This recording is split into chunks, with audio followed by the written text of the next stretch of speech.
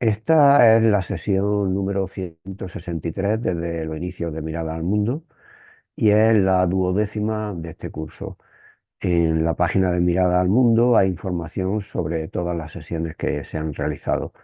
En el canal de YouTube, Mirada al Mundo y Paz UGR, están publicadas las grabaciones de la mayoría de las sesiones de los últimos cursos. Actualmente hay 64 vídeos. Antes de continuar con la presentación de la sesión, quiero llamar la atención sobre algunos de los procesos y acontecimientos que están sucediendo en el mundo. El genocidio que ha ocurrido en Gaza y lo que sigue sucediendo allí, también en Cisjordania y en Jerusalén Este, igualmente en Ucrania, pero más recientemente sobre lo sucedido en Venezuela y sobre todo el ataque a Irán por parte de Estados Unidos a Israel y la extensión de la guerra en Oriente Medio. La amenaza de Trump de enviar a la edad de piedra a todo un país, si no se cumplen sus condiciones, creemos que traspasa todos los límites.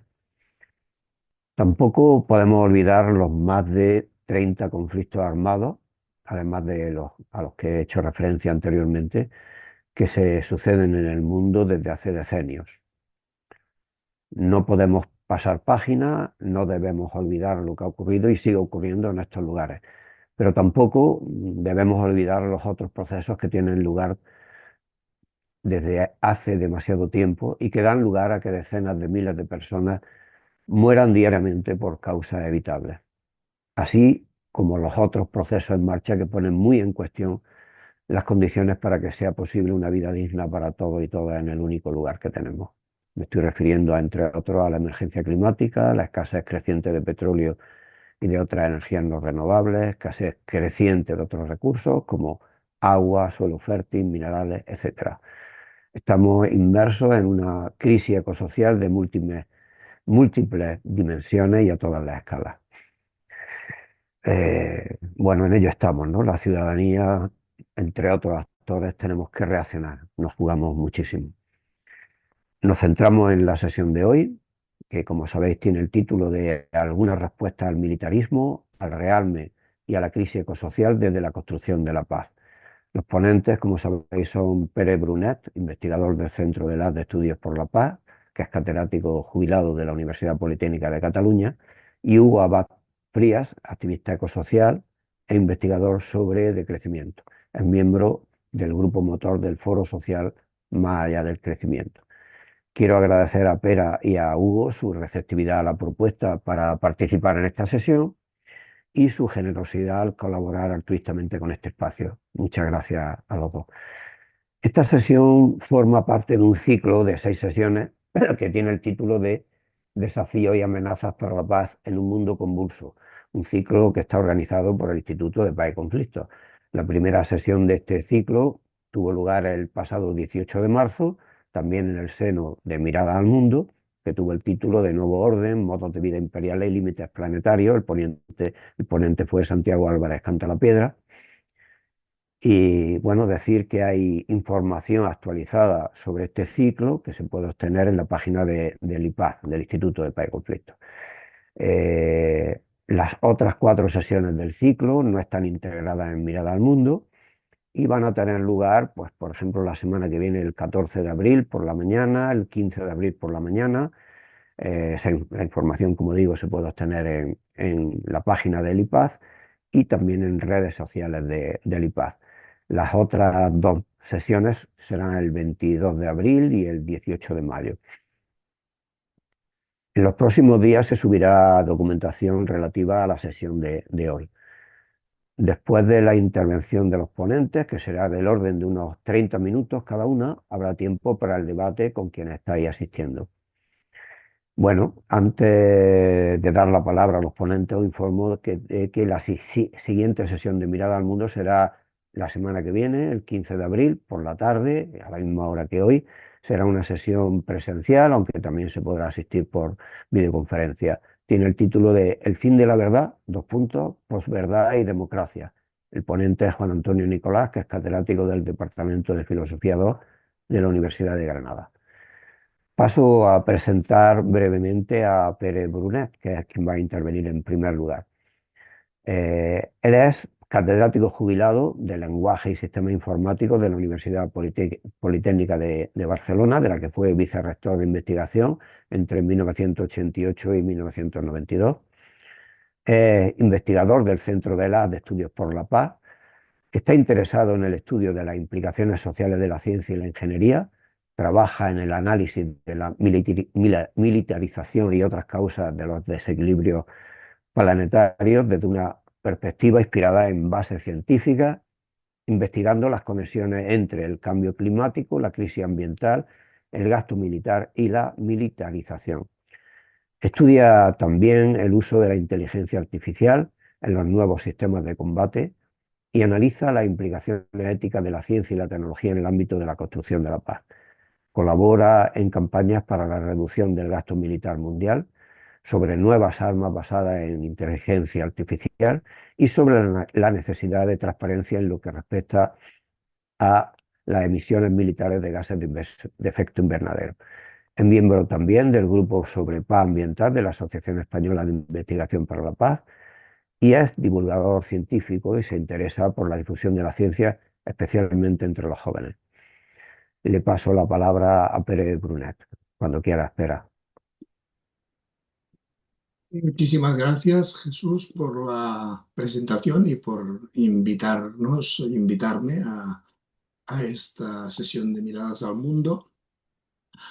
Voy a compartir una presentación que luego quedará en la documentación que hay de la sesión. Lo digo porque la presentación contiene una serie de enlaces para dar más información para la gente que quiera más información, pues podrá, digamos, acceder a los enlaces que iréis viendo en la presentación, ¿eh?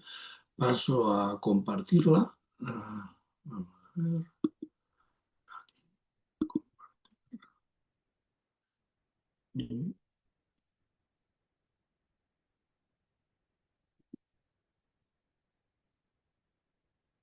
Bueno, se ve, ¿no? Sí, Ah, bueno, pues nada, este es el título de la presentación.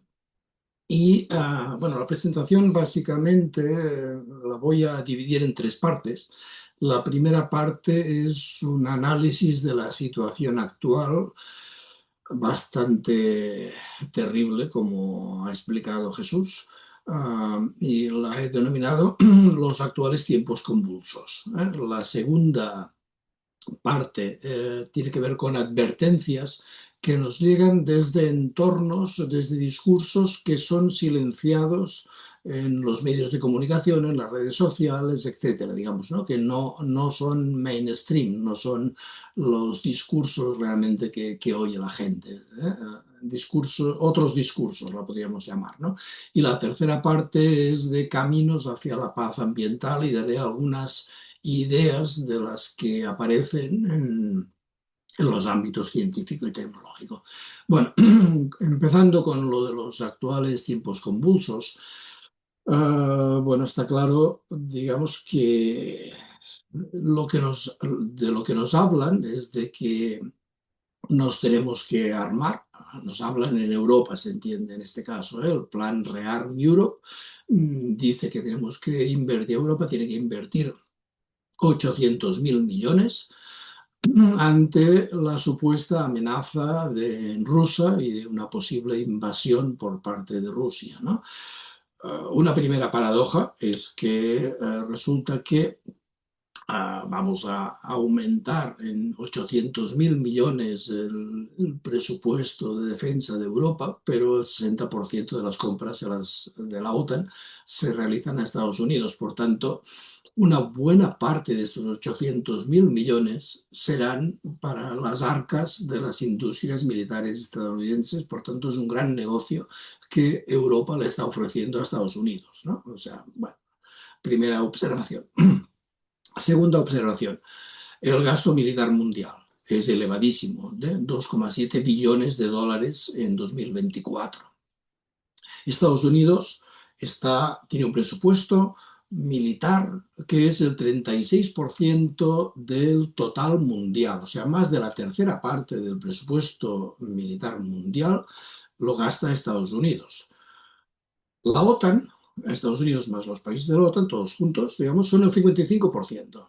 Resulta que la OTAN es una institución defensiva, pero resulta que tiene más de la mitad del presupuesto mundial militar. Por tanto, no está claro de quién se está queriendo defender si tiene más de la mitad del presupuesto mundial. Y si entramos un poquito más en detalles, vemos que la Unión Europea, junto con Inglaterra, tienen el 16,6% del total del presupuesto mundial, frente a Rusia, que tiene un 5,5%. O sea, el presupuesto militar de la Unión Europea y Reino Unido es el triple que el de Rusia. Y resulta que siendo el triple, tenemos una gran amenaza, que es que nos va a invadir Rusia y tenemos que aumentar en 800.000 millones. Bueno, algo rechina aquí, ¿no? Bueno, los datos, perdonad, pero no sé si tendré que ir a buscar un vaso de agua. ¿Os importa que en un segundo estoy aquí con el vaso de agua? Claro que no, hombre. Te lo puedes. Lo siento, No, pero no te no, preocupes, no espera. había previsto todo excepto el agua. Es que tiene una tarde intensa, ¿no? Sí, sí, sí. Bueno, Venga, venga, pues aquí, adelante. sí, continúo. Bueno, entonces, a ver, los romanos decían que cuando hay una situación conflictiva, lo que hay que preguntarse es cui prodest. Y cui prodest en latín significa quién se beneficia de todo esto, ¿no? De toda esta situación convulsa. Y aquí este diagrama de la izquierda es un poco el diagrama que aparece en un libro muy interesante que publicó el Transnational Institute de Nick Buxton y Ben Hayes, que se llama, en inglés se llama Los seguros y los desposeídos, y que aquí tenéis el enlace a la traducción en castellano, que básicamente lo que explica es que aquí lo que hay están los seguros del norte global arriba, en este diagrama de la izquierda, con un nivel de vida que requiere muchos cacharros y trastos y elementos tecnológicos. Y este nivel de vida es protegido por el complejo militar industrial, que es el conjunto de los militares y las industrias militares, ¿no? Que lo vemos a la izquierda. Por cierto, el término de complejo militar industrial fue acuñado por el general y expresidente de Estados Unidos, Eisenhower, cuando cedió la presidencia a John Fitzgerald Kennedy, que advirtió de los peligros del lobby de las empresas militares junto con los militares. Bueno, pues este complejo lo que hace es proteger el modo de vida occidental en este caso, mientras ataca y detiene significa que no deja entrar a los inmigrantes, por ejemplo, y a los refugiados, a las personas del sur global. Por otra parte, si vemos hacia la derecha, pues el modo de vida este necesita energía y recursos, y quien los provee son las grandes transnacionales, las grandes empresas que en este momento significan el poder económico mundial, y luego hablaré un poquito más de esto, ¿no? Y estas empresas que nos proporcionan este modo de vida, lo que hacen básicamente es contribuir a la destrucción y el calentamiento del planeta, ¿no? Hay un artículo muy interesante, esto, en fin, el artículo concreto no, pero aquí está un artículo de The Guardian que comenta que la organización se llama Carbon Majors, que únicamente 36 empresas básicamente del negocio fósil, son responsables del 50% de todo el calentamiento global y de las olas de calor mortales de los últimos años. O sea, es un artículo interesantísimo, es un artículo científico que lo que hace es asignar responsabilidades de las muertes climáticas, en este caso, a 36 empresas que son responsables de la mitad.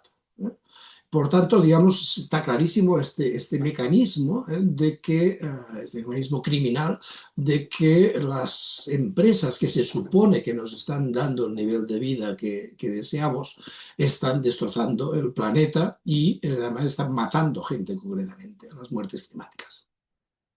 Y esto se ve, por ejemplo, aquí tenemos dos ejemplos más. A la izquierda vemos un mapa mundi que hicimos hace tiempo en el centro de las. Hay una línea, esta línea pasa entre México y Estados Unidos, luego pasa por el Mediterráneo, en Oriente Medio la línea se complica, pero luego pasa por el sur de Rusia y China.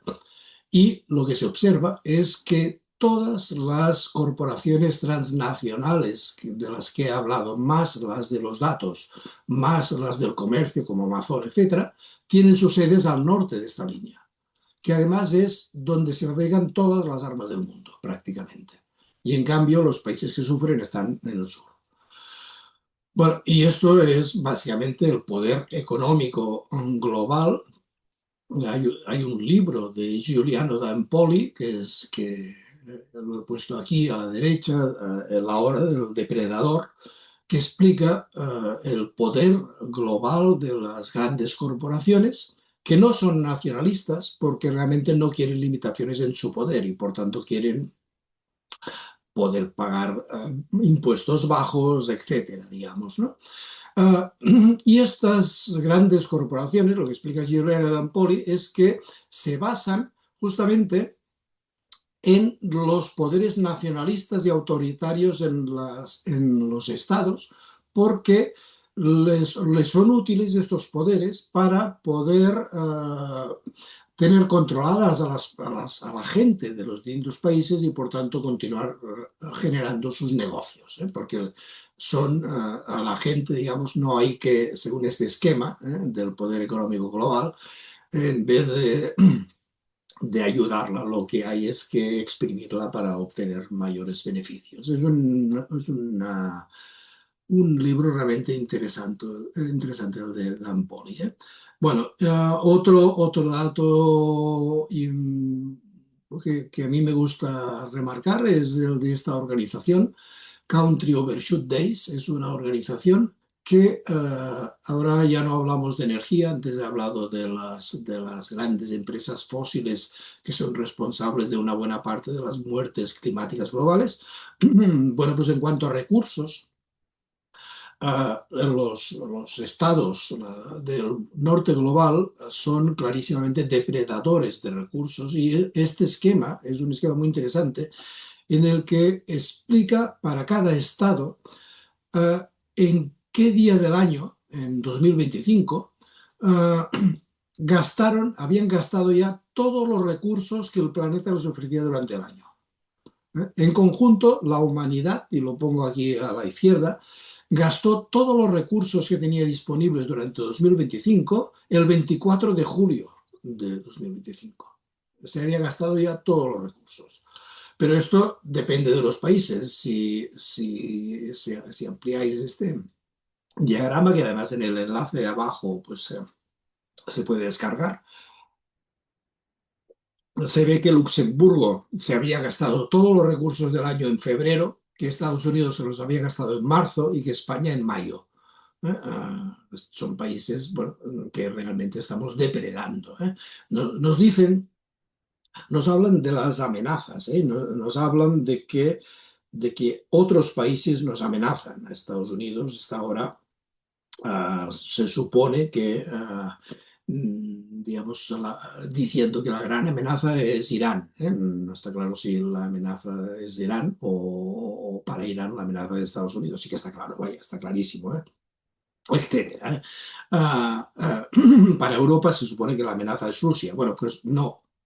En los actuales tiempos convulsos de crisis ecosocial y crisis ambiental, las amenazas nos vienen de dentro. Las amenazas son nuestras grandes empresas de las industrias fósiles, las grandes empresas transnacionales que destruyen el planeta, que aumentan las desigualdades y que actúan con un total desprecio para las personas, que además las llaman prescindibles, y no están interesados en la fuerza más que en la diplomacia.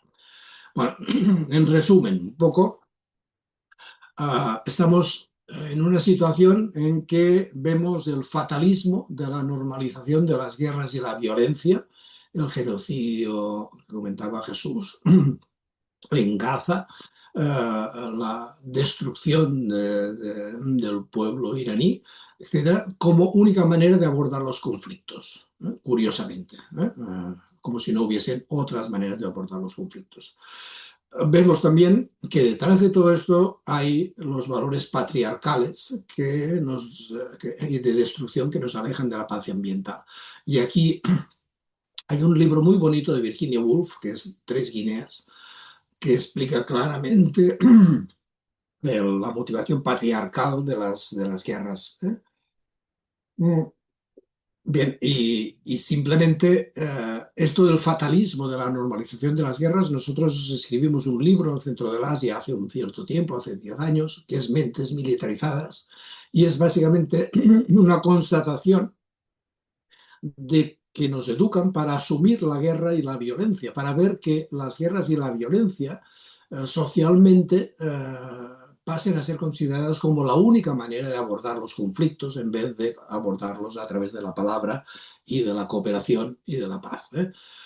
Y no es cierto que se mueva todo por la guerra. Mario López, en este artículo muy interesante de The Conversation, nos explica que los pueblos y las sociedades no han vivido siempre atravesadas por conflictos, sino que los han resuelto mediante métodos que no son de destrucción. Ahora pasamos a la segunda parte de mi presentación, que es la de las advertencias y los mensajes silenciados. Yo como que soy de formación científica, voy a empezar hablando de las advertencias que nos vienen desde la ciencia, que nunca salen en los periódicos. Y es interesante saber que en 1992, estamos hablando de hace 34 años, 1.700 científicos, incluyendo en estos 1.700 104 premios Nobel de ciencias, los que estaban vivos en aquel momento, emitieron una advertencia a la humanidad. Se puede bajar en el enlace que está debajo, esta advertencia. Y los científicos en esta advertencia a la humanidad explicaban que uno de los grandes retos que tiene la humanidad, al año 92, es el daño ambiental. Y una de las propuestas que hacían es la que voy a leer a continuación. Es necesaria una gran reducción de los sistemas militares y de la guerra. ¿Por qué? Porque los recursos que ahora se destinan a militares, digamos, y a la reducción de la guerra son muy necesarios para las nuevas tareas y deberían desviarse hacia estos nuevos retos. Esto nos lo explicaban en 1992. O sea, hay que reducir presupuestos militares, ahora son mucho mayores que entonces, por tanto, la necesidad es muchísimo más acuciante. Bueno, evidentemente nadie hizo caso y por ello, en 2017 hubo una segunda advertencia a la humanidad, si la buscáis la encontráis, pues Second Warning to Humanity, de 15.000 científicos que decían, oye, que no nos habéis hecho caso. Hace 25 años, en 1992, dijimos esto y nadie ha hecho nada. Estamos yendo por el camino de la destrucción planetaria. Otros científicos y estudiosos lo representan esto mediante el llamado donut.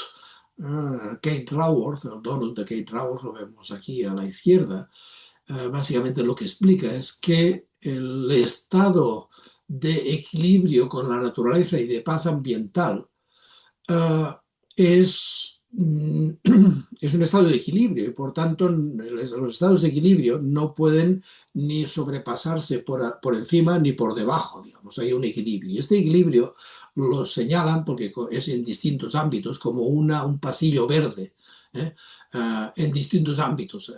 hacia afuera, pues podemos leer la, el calentamiento global, la acidificación de los océanos, etcétera, los problemas que tienen estos momentos ambientales del mundo, ¿eh?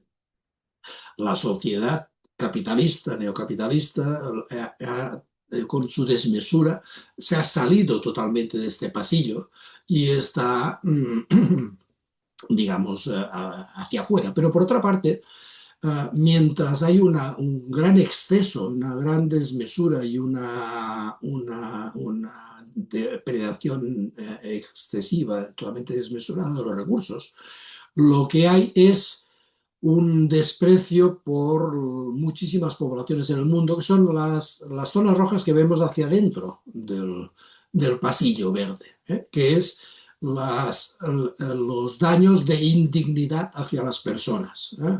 Y aquí tenemos en muchos aspectos de energía, de acceso al agua, de alimentos, etcétera, ¿no? A la derecha tenéis lo mismo, cuantificado y puesto en horizontal, en una línea horizontal, digamos, ¿no? Bueno, pues lo importante está cuantificado, es un artículo de Nature del año pasado y lo que importa aquí es que básicamente lo que se trata es de conseguir un planeta seguro que además garantice la justicia global, y por tanto entrar otra vez en este pasillo, evitando los efectos que perjudican la dignidad humana hacia adentro del donut y los excesos que destruyen el planeta hacia afuera. Hay otro artículo que se basa también en este donut, en este pasillo del equilibrio ecológico, que es también de la revista Nature, de Johan Rockström y Jayata Gupta, de hace casi 3 años. Y en este artículo se explica que se necesitan, básicamente la justicia global no es única, la justicia global tiene como es un triángulo de tres justicias, ¿vale? Que lo tenemos puesto aquí arriba a la derecha, ¿eh?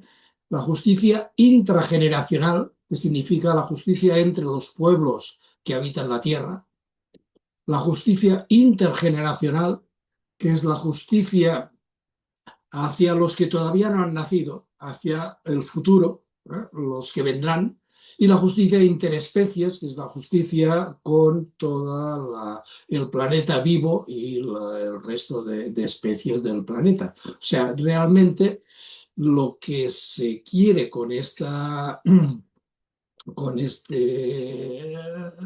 esquema, digamos, de volver al equilibrio es conseguir llegar a estas tres justicias, ¿eh?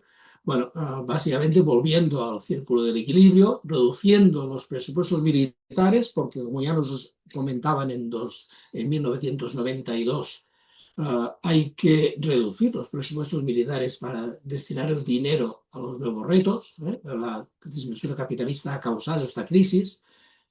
Lo que decimos también en una campaña, que es la campaña Descarbonizar es desmilitarizar, que tenéis el enlace abajo, es que el sistema militar es parte del problema y por tanto no puede ser parte de la solución al ser parte del problema.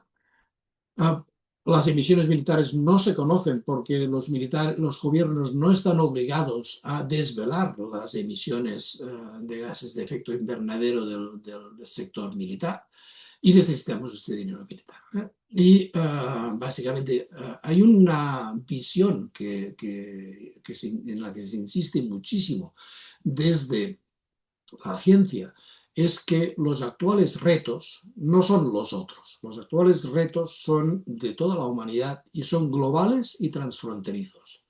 Se vio con la COVID, se está viendo con toda la meteorología, las danas, las inundaciones, etcétera.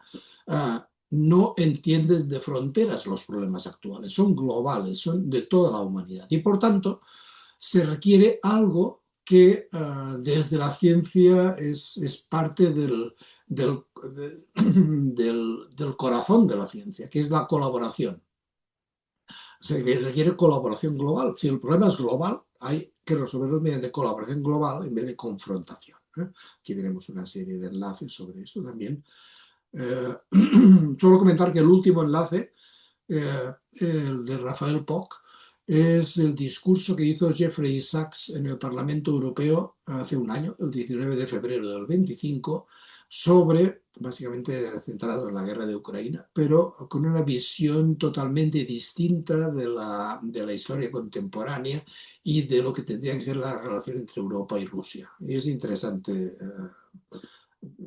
y ver lo que explicó en este discurso. Bueno, ¿cuáles son los caminos para llegar, y con esto ya voy terminando, a la paz ambiental? Bueno, desde el ecologismo se habla que hay que preservar la naturaleza y que nosotros somos parte de la naturaleza. Ah, y por tanto, salvarnos a nosotros es salvar la naturaleza, es lo mismo. Los medios, esto es, desde los estudios por la paz, se habla de que los fines son consecuencia de los medios y por tanto si los medios son violentos los fines no serán pacíficos, y por tanto lo que sería mejor es ir a la palabra, la negociación, la diplomacia y el entendimiento entre las distintas visiones que hay en la Tierra. Desde los feminismos se habla de cuidados, se habla de dignidad humana y hay una palabra muy bonita que sale de los feminismos que es la palabra llorabilidad. Se dice que todas las personas son igualmente llorables. Si un niño en Gaza muere por una bomba, tiene el mismo derecho a ser llorable que la persona más potente de la Tierra. Todas las personas, esto es dignidad, la dignidad es la llorabilidad de todas las personas. Bueno, todos estos son discursos silenciados, son discursos que no salen en los medios de comunicación ni en las redes, los discursos del sur global, de los indígenas, de los marginados, que viven en mucha más conexión con la naturaleza y respeto a la naturaleza.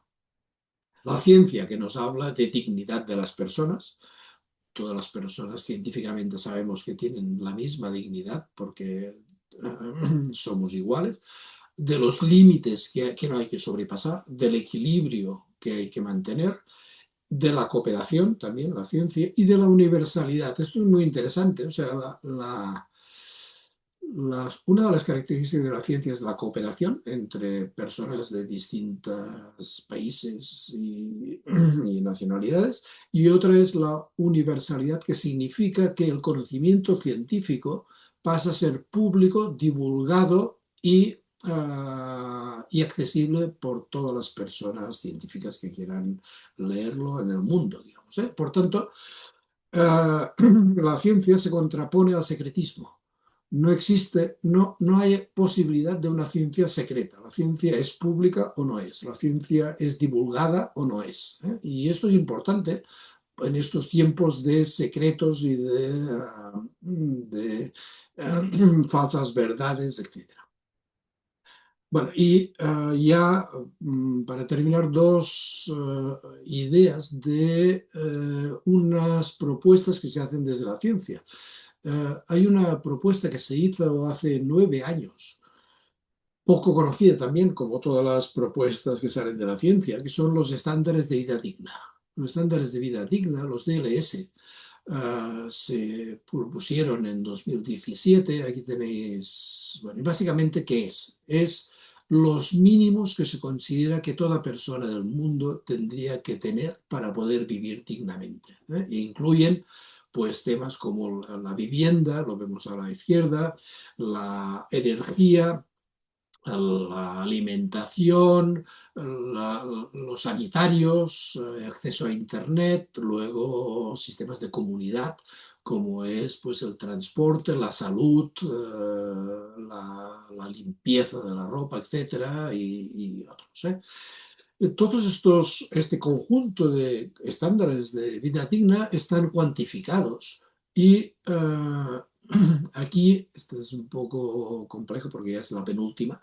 Ah, mm, Hay un artículo muy interesante de hace un año y medio de Jason Hickel, que está mal escrito aquí,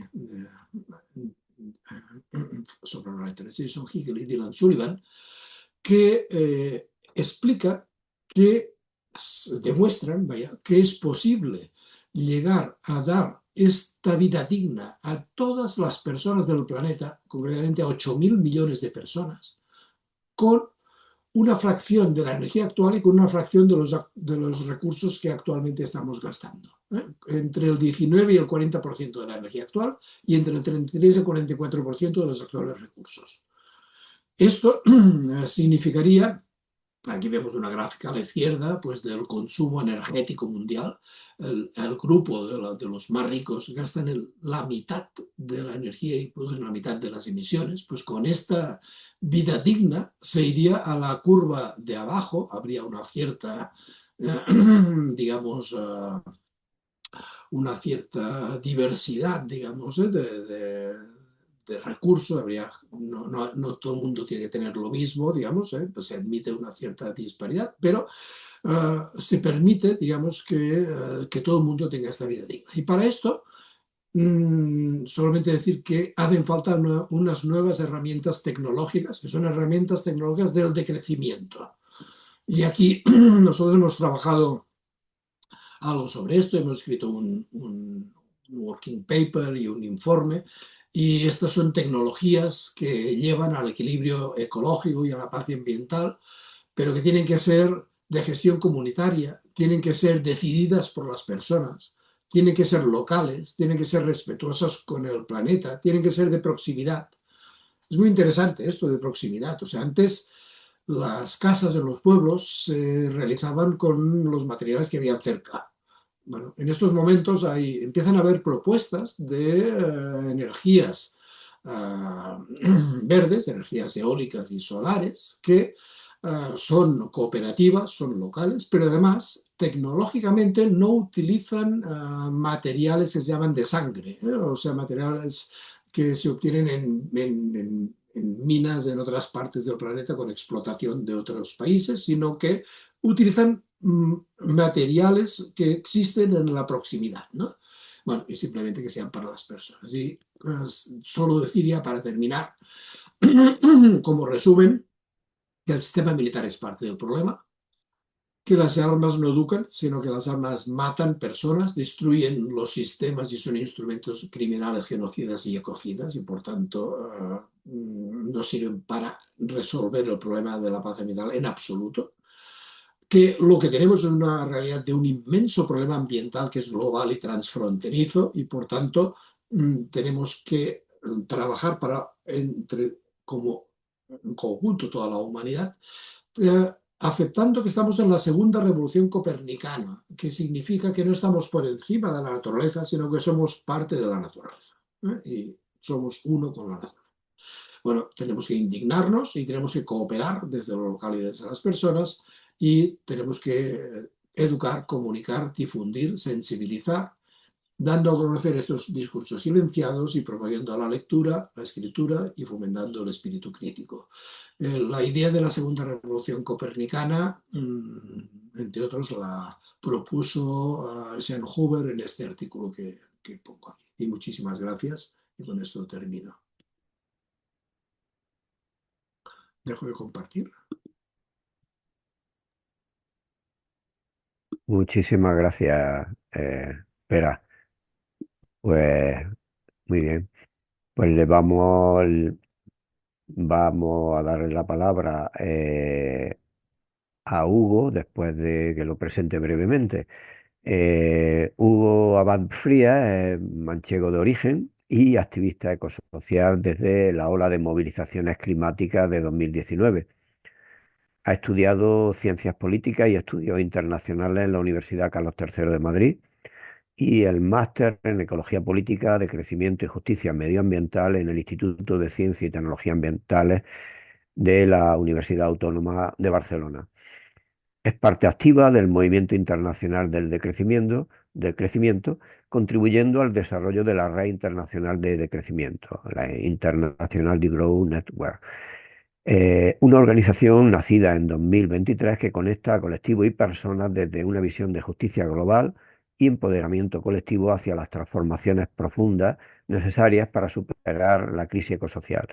Forma parte de Research and Grow, un laboratorio de ideas y acción dedicado a la transformación radical de la economía a través de la investigación, la educación y la capacitación y los eventos en torno al decrecimiento. Actualmente es miembro muy activo del grupo motor del Foro Social Más Allá del Crecimiento. Hugo, cuando quieras, toma la palabra. Muchas gracias, Jesús Andrés, y también por la invitación. La verdad que un gusto poder tener este espacio para profundizar, que son momentos muy importantes también para poder ahondar y dar sentido al mundo que nos rodea.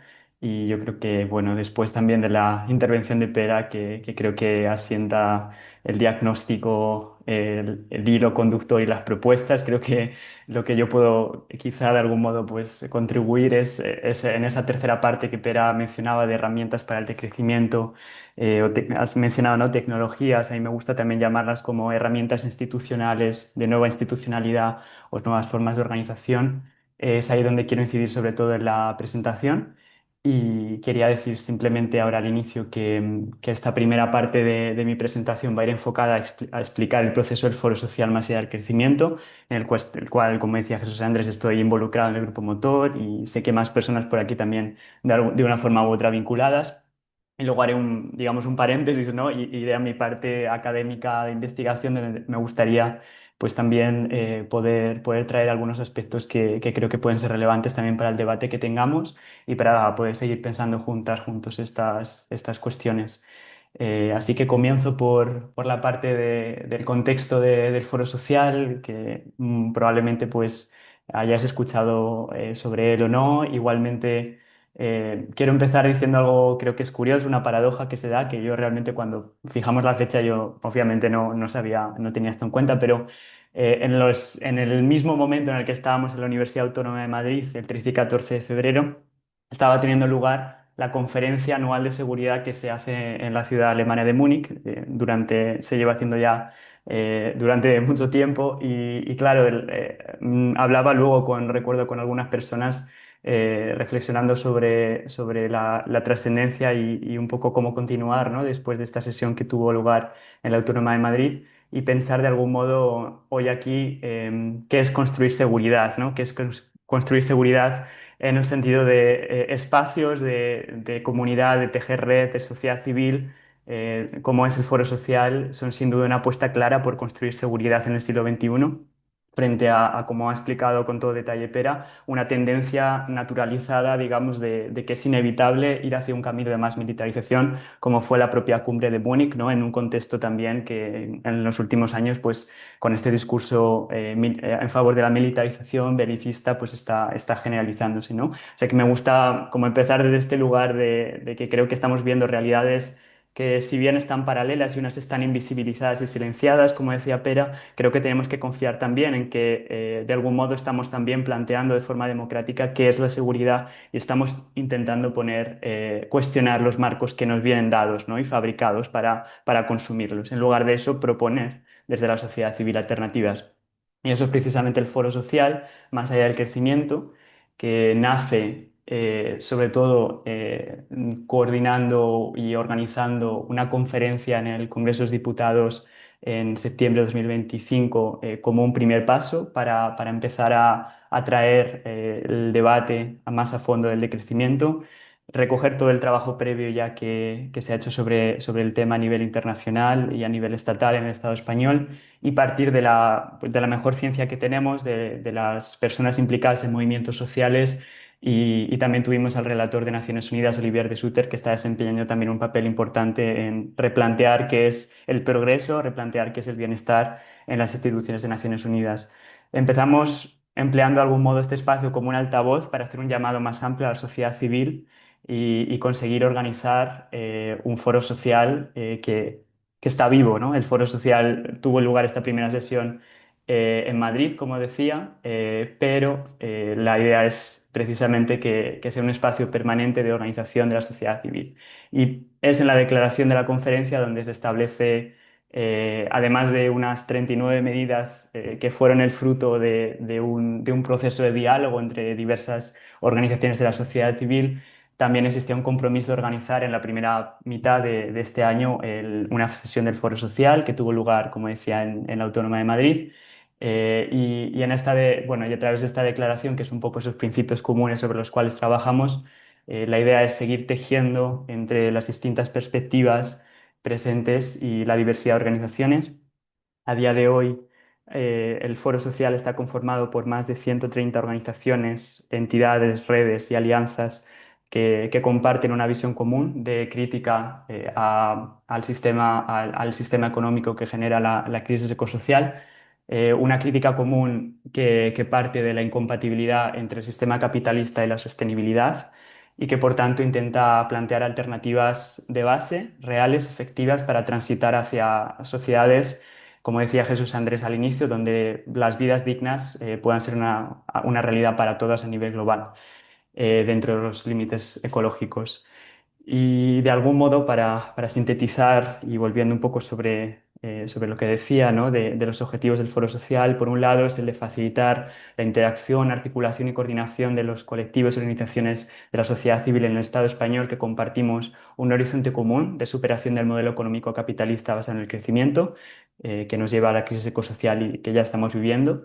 Y por otro lado, ante esto, dar forma a un proyecto social y político más allá del crecimiento. En digamos, en este concepto amplio de entender que hay organizaciones que trabajan desde el concepto del decrecimiento, otras que lo hacen desde miradas críticas económicas, la economía del bienestar, la economía solidaria, y desde ahí generar un programa y agenda comunes para una transición ecosocial justa que pueda ser articulada desde las distintas realidades territoriales, es decir, contextualizada. En este sentido, nuestra herramienta de trabajo principal, nuestro vehículo para esto, es el Acuerdo Ecosocial más allá del crecimiento, que se compone de una serie de pactos temáticos y de pactos transversales.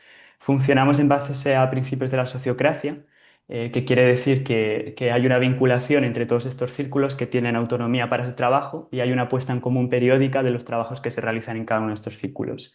En estos momentos se está consolidando el trabajo hecho por cada uno de estos círculos y se va a volcar en la plataforma de Sirin, que es una plataforma de software libre y abierto que nos va a permitir seguir profundizando y ampliando el proceso. Es decir, estamos en una primera fase en la cual vamos recogiendo todo ese proceso democrático que tuvo lugar en Madrid y también con las distintas líneas de trabajo remoto que se han ido dando.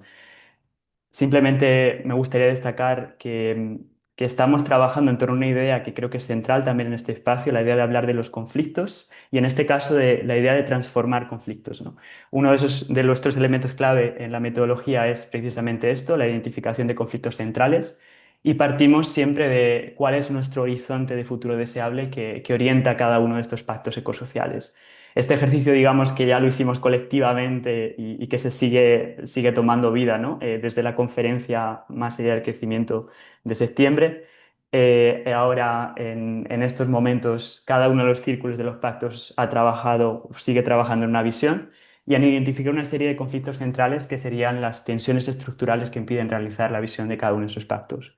En torno a cada uno de esos conflictos, se trabaja en una serie de propuestas que permitan abordar y avanzar hacia la visión, transformando esos conflictos.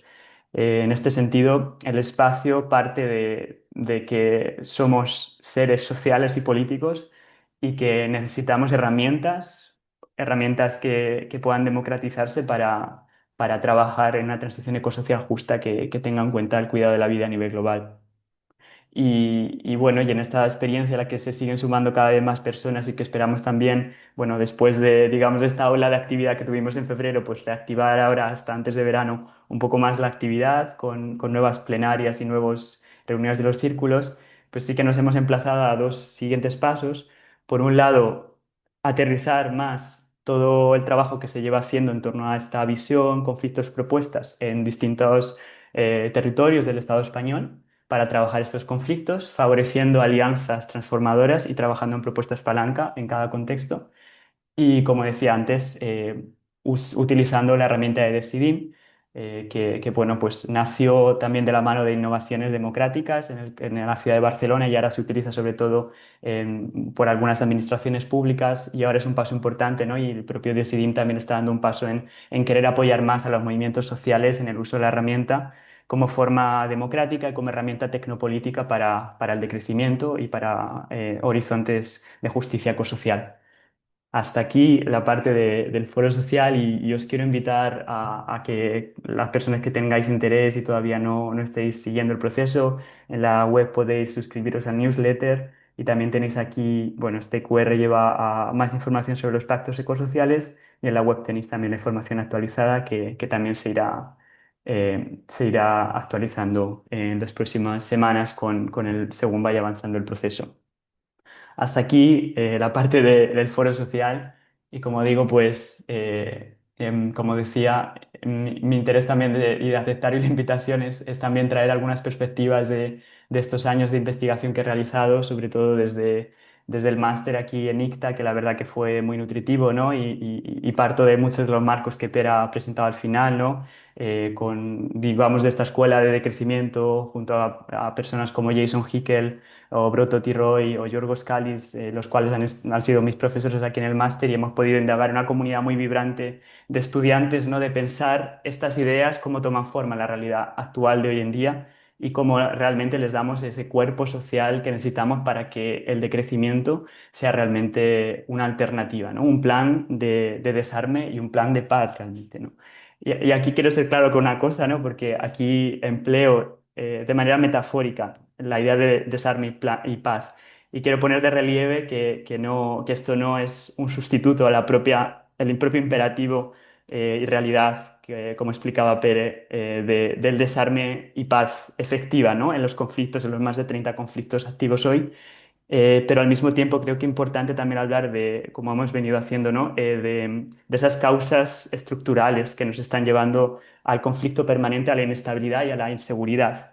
Entonces, en ese sentido, el decrecimiento lo podemos entender como una estrategia efectiva, colectiva, para crear seguridad en estas sociedades convulsas, en estos momentos de gran tensión geopolítica y aceptar los límites biofísicos en los cuales tenemos que vivir y reconocer en gran medida la escasez que crea el sistema capitalista, ¿no? Porque si todos estos recursos materiales, energía que hoy están yendo a la guerra, estuvieran yendo a nutrir sistemas público-comunitarios de cuidado, nos sobraría energía como estamos viendo, ¿no? Tenemos ese reto de replantear eso sin negar que hay límites físicos, límites duros, ¿no? Pero cómo planteamos esa alternativa desde otros imaginarios, ¿no? Entonces, en el decrecimiento no es solo una reducción planificada democrática del metabolismo social y energético, sino que es también otro imaginario que rompe con el imaginario del dogma del crecimiento perpetuo, del crecimiento económico como precondición para el bienestar. Y también me gusta, como además de estas dos definiciones de crecimiento, añadir una tercera, que es también un futuro deseable donde todas las vidas, no solo las humanas, tengan cabida, ¿no? Entonces, desde el colectivo en el que estoy también involucrado y participando en Research and Growth, trabajamos estas ideas y me gustaría, desde también mi experiencia en el activismo y en estos procesos, pues comentar en esta segunda parte algunas cuestiones que creo que pueden ser de interés para el debate.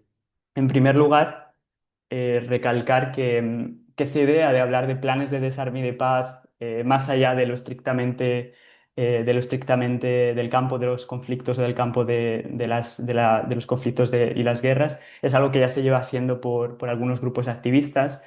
Aquí está el caso, por ejemplo, de Soulèvement de la Terre, de Sublevaciones de la Tierra en Francia, que habla de desarmar las infraestructuras que están en guerra con la vida, ¿no? Y en este caso era una acción sobre una cementera, la cementera Lafarge en Francia, en 2022, y bajo esta narrativa, incluso hablando de que las activistas son la voz de la tierra manifestándose, pues realizaron una ocupación durante varias veces de esta cementera para denunciar los impactos que están teniendo, igual que se hizo sobre otras infraestructuras, y utilizaron esta metáfora del desarme y que de algún modo pues partía de estas ideas. También el colectivo Climáximo de Portugal ha elaborado recientemente un plan de desarme y paz referido principalmente a la crisis climática. Bueno, y yo creo que como que esto nos da un poco pistas, ¿no? de cómo podemos también pensar esas transiciones que tenemos por delante y cómo redefinimos, ¿no? La idea de seguridad.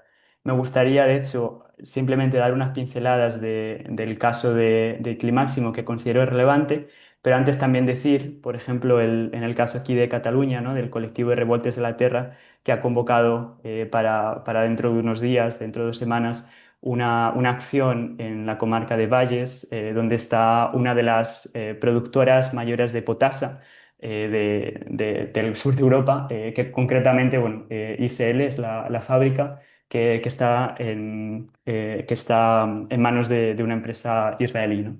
Entonces aquí vemos cómo hay una confluencia entre distintos elementos. Esta empresa está produciendo potasa que principalmente se usa en fertilizantes, esos fertilizantes que hoy están viendo aumentado su precio, ¿no? Porque dependen de combustibles fósiles para la agricultura, pero también están financiando, en gran medida han financiado en distintos aspectos el genocidio en Gaza, ¿no? Pues aquí hay una convergencia, por ejemplo, y también la narrativa va en esa línea de desarme.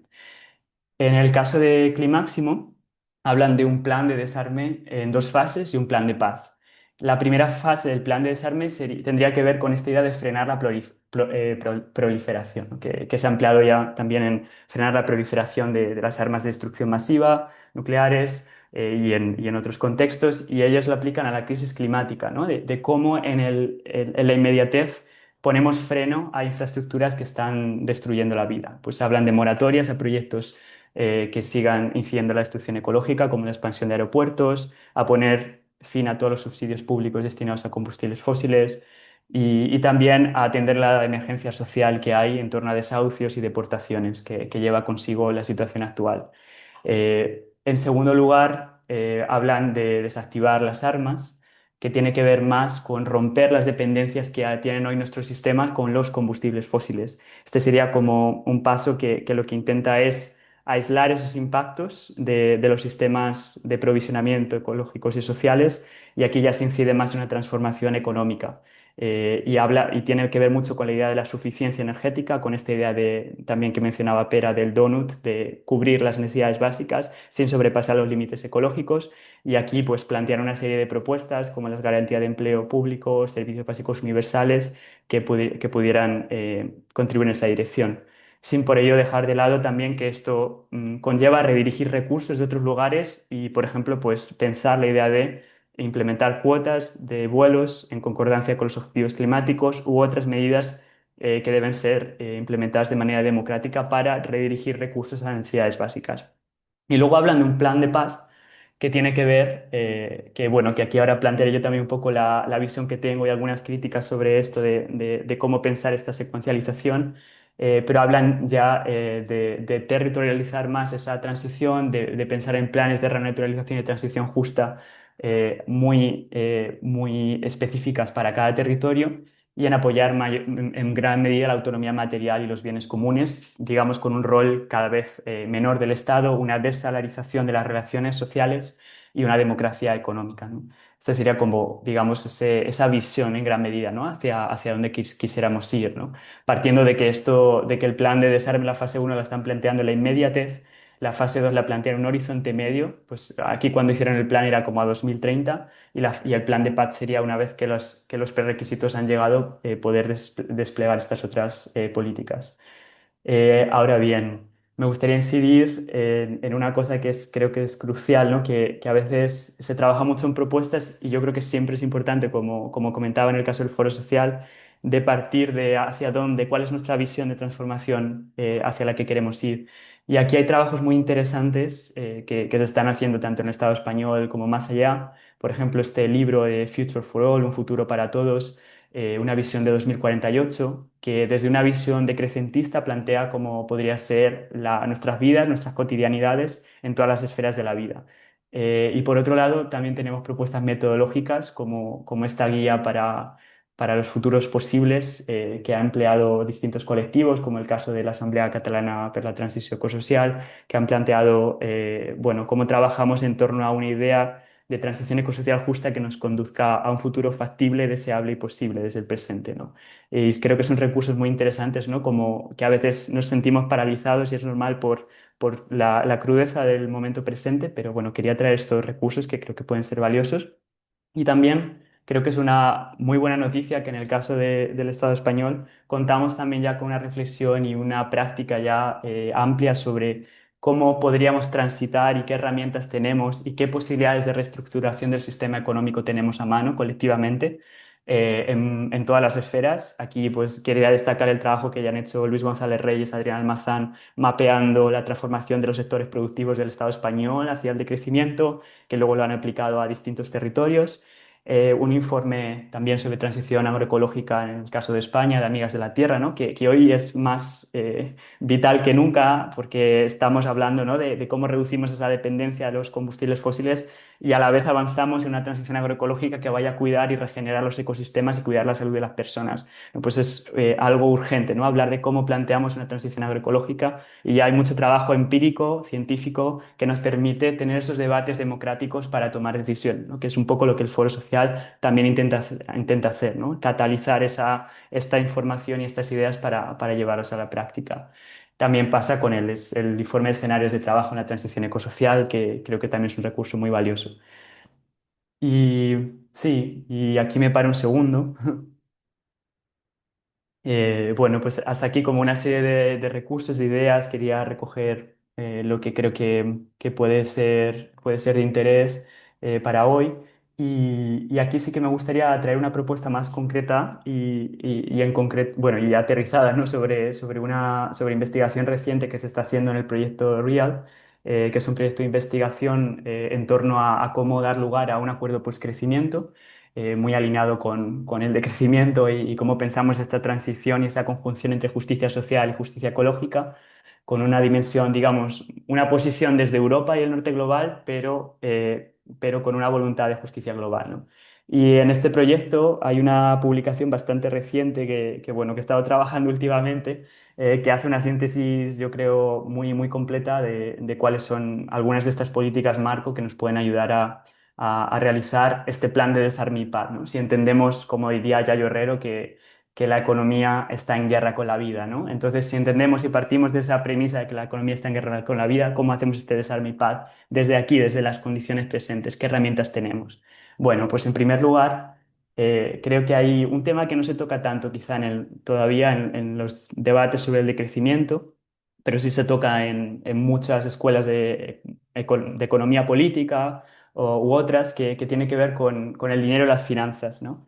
Y aquí, bueno, ante cualquier cambio estructural que queramos hacer, no podemos negar que quien está decidiendo el futuro es quien está creando el dinero y, por tanto, creando el crédito, la inversión, ¿no? En gran medida está decidiendo el futuro en el sentido de llevar ahí recursos económicos, recursos de trabajo y recursos materiales a diferentes actividades productivas o reproductivas.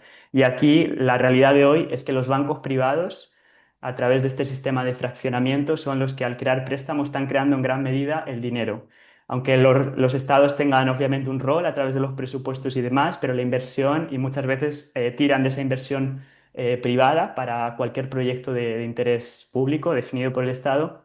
Entonces yo creo que este es un tema central que no podemos dejar de lado de cómo recuperamos, bueno, recuperamos, generamos realmente, ¿no?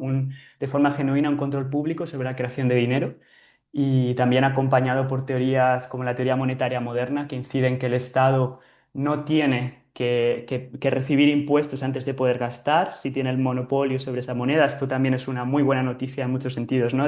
Necesitamos ahora mismo un despliegue importante de muchas políticas de transición agroecológica, de renovables descentralizadas con foco en la comunidad, que el capitalismo y estas corporaciones no van a financiar. Entonces, la única manera de financiarlo en esta fase porque no olvidemos tampoco que la inversión no se hace en función de los costes, ¿no? Aunque las renovables tengan costes menores, la inversión se sigue realizando en función del rédito que obtiene, ¿no? Y los combustibles fósiles siguen teniendo un rédito muy alto en el corto plazo. Entonces, esto va a seguir siendo la realidad hasta que no se replantee el control público de la creación de dinero, ¿no? Y esto es un tema muy grande que podemos quizá ahora tratar más adelante, pero es una precondición importante, ¿no? En segundo lugar, hay otra cuestión crucial, que es cómo independizamos, desacoplamos el sustento vital del mercado laboral. Y esta, ya veréis también por qué plantear esto ahora al inicio, ¿no? que tiene mucho que ver con que hoy la satisfacción de nuestras necesidades está en gran medida mediada por el mercado, por conseguir un ingreso en el mercado laboral, para comprar en el mercado alimentario, en el mercado de la vivienda o pagar un alquiler, ¿no? Está todo, prácticamente todo mediado por el dinero, excepto obviamente excepciones de comunidades que han logrado crear cierta autonomía material, ¿no?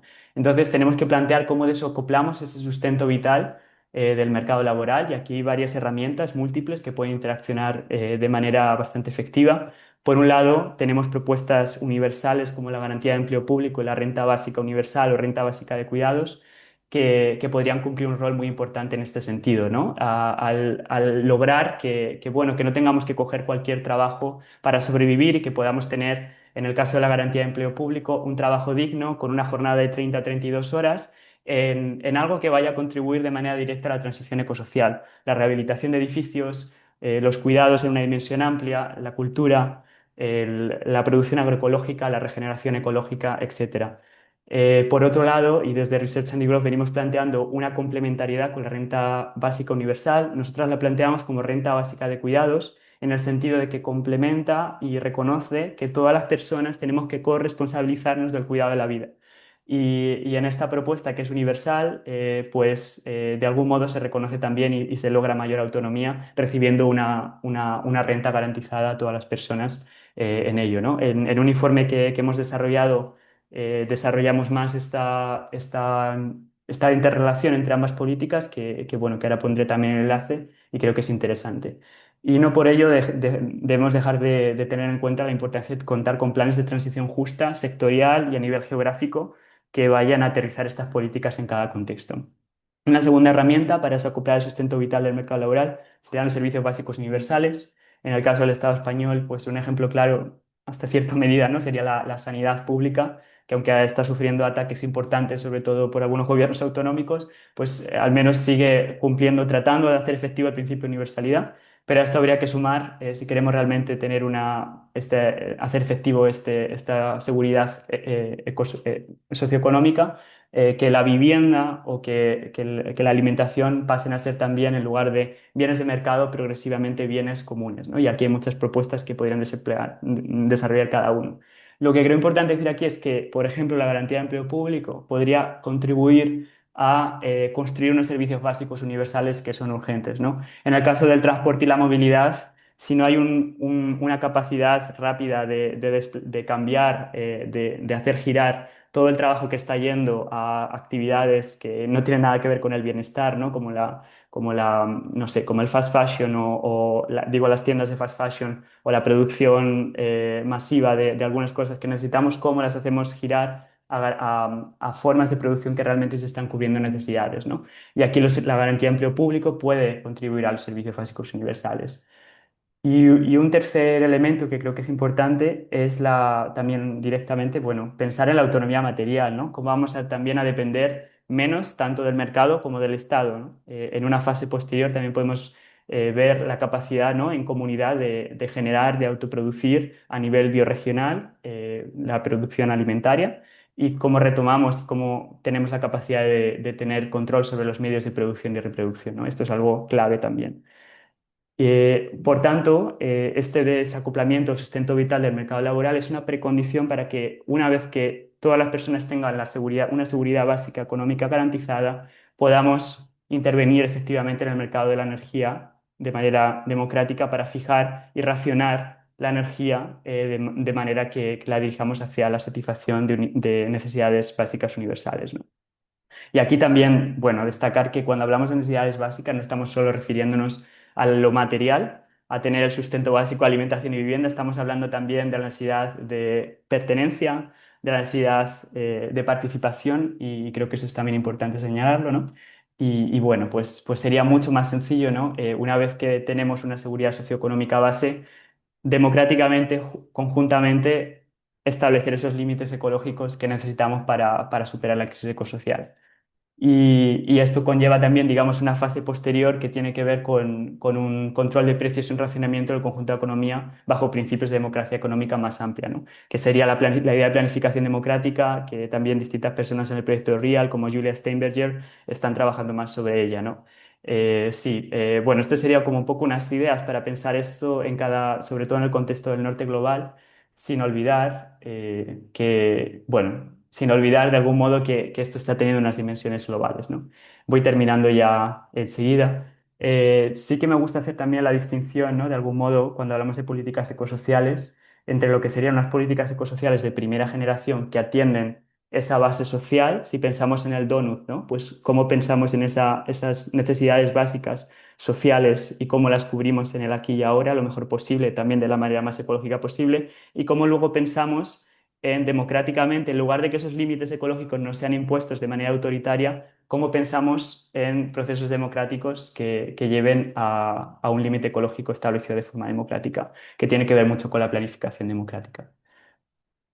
Como decía aquí, este es el informe que hemos publicado hace muy poquito con Ana y Federico, dos compañeros de Research and Growth, sobre la interacción entre la garantía de empleo público y la renta básica de cuidados. Aquí tienes un poco más la descripción de cómo entendemos cada política y las entendemos como herramientas institucionales para el poder popular. O sea, no consideramos que estas políticas sean fines en sí mismos, sino que son medios para generar debates más amplios y una autonomía parcial al menos sobre las dinámicas del capital y del mercado para decidir qué sociedad queremos.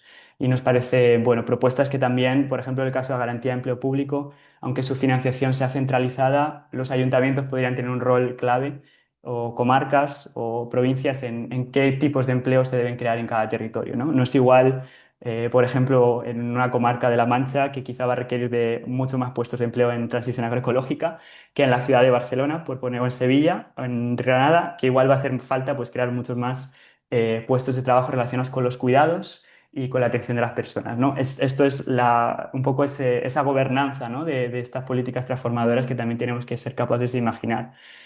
Y bueno, pues como decía, en el plano internacional, un decrecimiento en el norte, ¿no? que es necesario, es imperativo de justicia climática y justicia ecosocial, conlleva también responsabilidades hacia el sur global y globales, que tiene que ver con la cancelación de la deuda del sur global, reparaciones efectivas, una transferencia tecnológica y que tiene que ver también con esas barreras que supone la existencia de las patentes en muchas tecnologías y también algo que volviendo históricamente, ¿no? al caso de la Segunda Guerra Mundial y posterior, de los controles de capital que permitieron en gran medida, en aquel momento, por desgracia, financiar guerras, hoy podrían financiar otro tipo bueno, de dinámicas que fueran a construir una transición ecosocial justa, asegurando la libertad de movimiento de personas, a las refugiadas climáticas, a las refugiadas por conflictos de todo tipo y pensando también en organizaciones y formas de repensar las instituciones, ¿no? Quizá el Fondo Monetario Internacional y el Banco Mundial sean difíciles de pensar cómo recuperarlos, ¿no?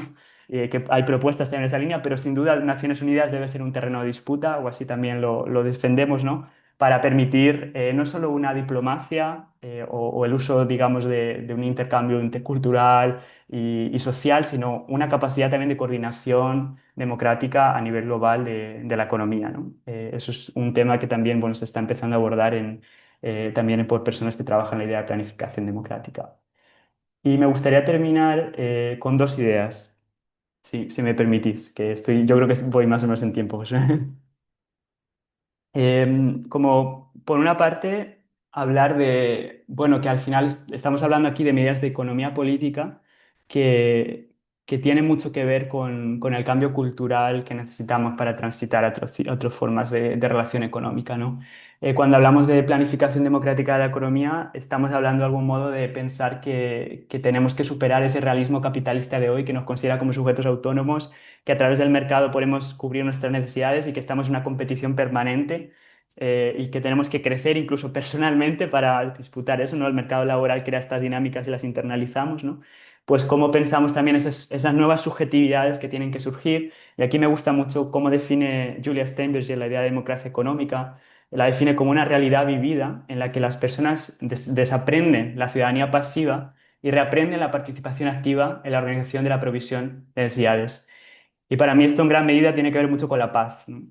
Generar este tipo de experiencia vivida de decisiones colectivas con otras, que puede tomar todas las escalas que podamos imaginar, es la paz realmente, ¿no? Y tiene que ver no solo con la resolución de conflictos, en el conflicto como se suele entender hoy, ¿no? Más comúnmente de conflictos donde pueda haber violencia u otro tipo de coacción, sino también cómo organizamos el conflicto propio de qué hacemos con nuestros recursos abundantes en este planeta.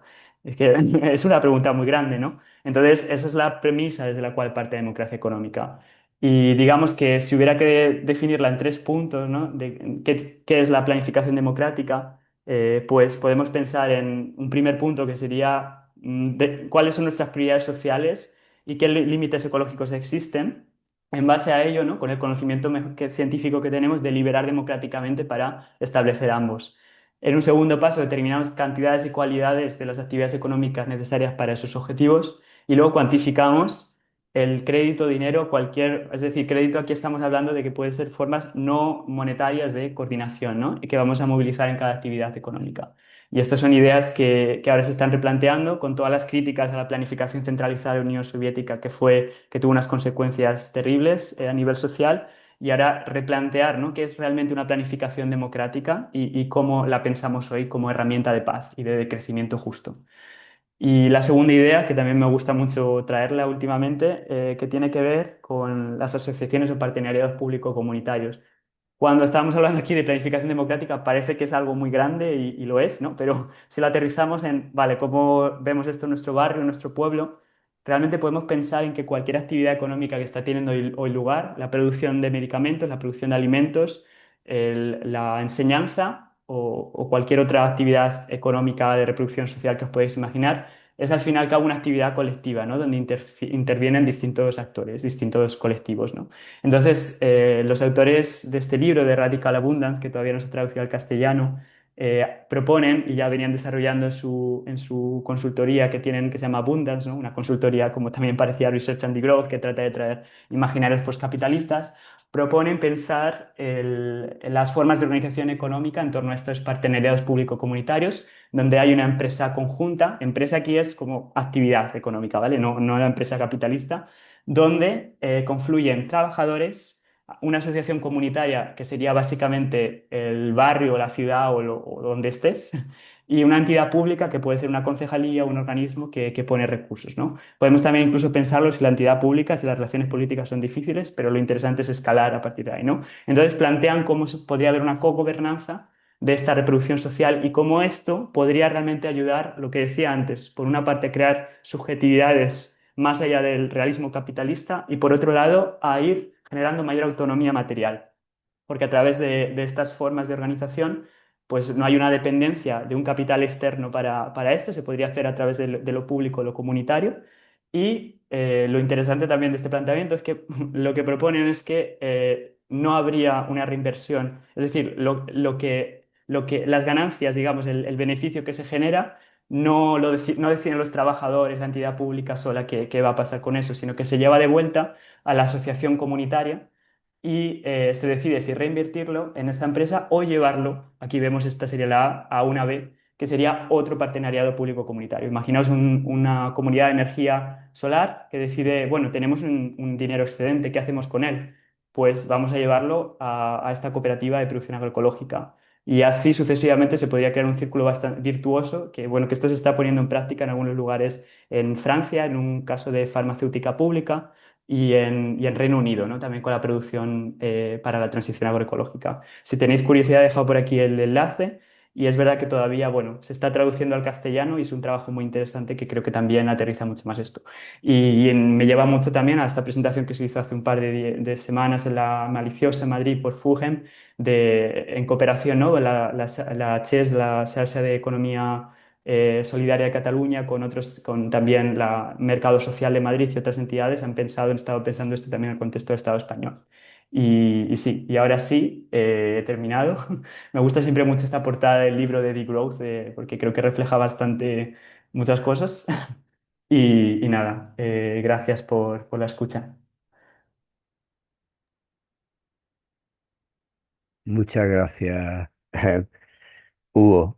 Bueno, pues unas intervenciones, exposiciones vuestras muy exhaustivas, muy completas, en fin, desbordantes, ¿no? Digo, por la cantidad de temáticas, ¿no? que habéis planteado. Bueno, iniciamos ahora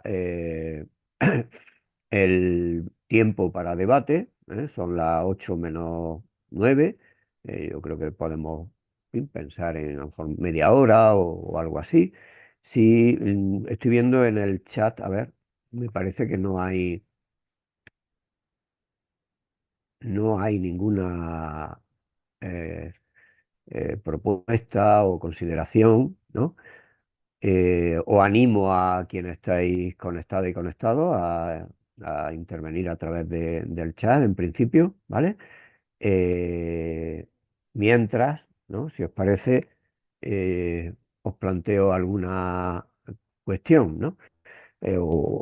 Un poco a partir de vuestras intervenciones, ¿no?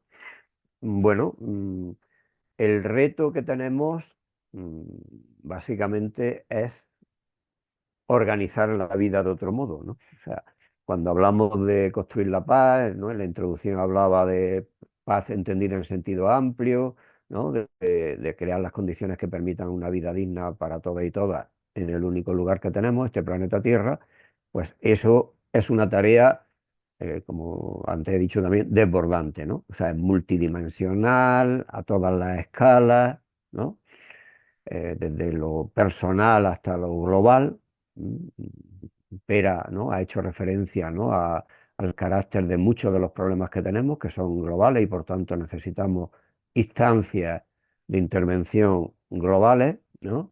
De global, cuando precisamente las instancias que ahora mismo tenemos, ¿no? Desde hace mucho tiempo, incluso en su propio diseño, estoy pensando en Naciones Unidas, su propio diseño tenía las cartas marcadas, ¿no? Y las manos atadas, ¿no? Con unas reglas de juego, como sabemos, por ejemplo, entre otros, el derecho de veto, ¿no? De ciertos países en el Consejo de Seguridad.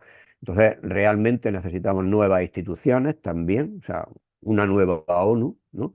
Pero claro, eso remite, por un lado, a de qué manera, con qué capacidad o con qué poder, ¿no?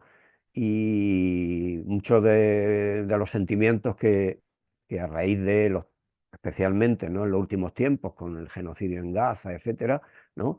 Un sentimiento de impotencia, ¿m? O sea, de no saber qué hacer, aparte de manifestarse, etcétera, ¿no? Pero realmente ese sentimiento se ha ido generalizando, promovido, desde luego, ¿no? En parte por que se han ido creando condiciones desarticulando a la propia sociedad, atomizándola, ¿no? Eh, Debilitando instancias que podrían ser útiles precisamente, ¿no? A instituciones y espacios para promover esa toma de conciencia, esa capacidad de intervención, ¿no?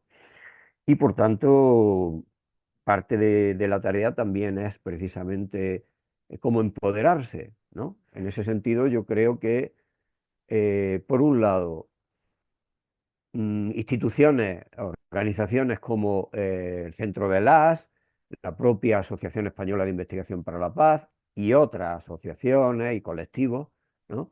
En cierta medida, aunque hay ejemplos de coordinación entre organizaciones que trabajan en ámbitos cercanos, ¿m? Eh, pero eso todavía es insuficiente.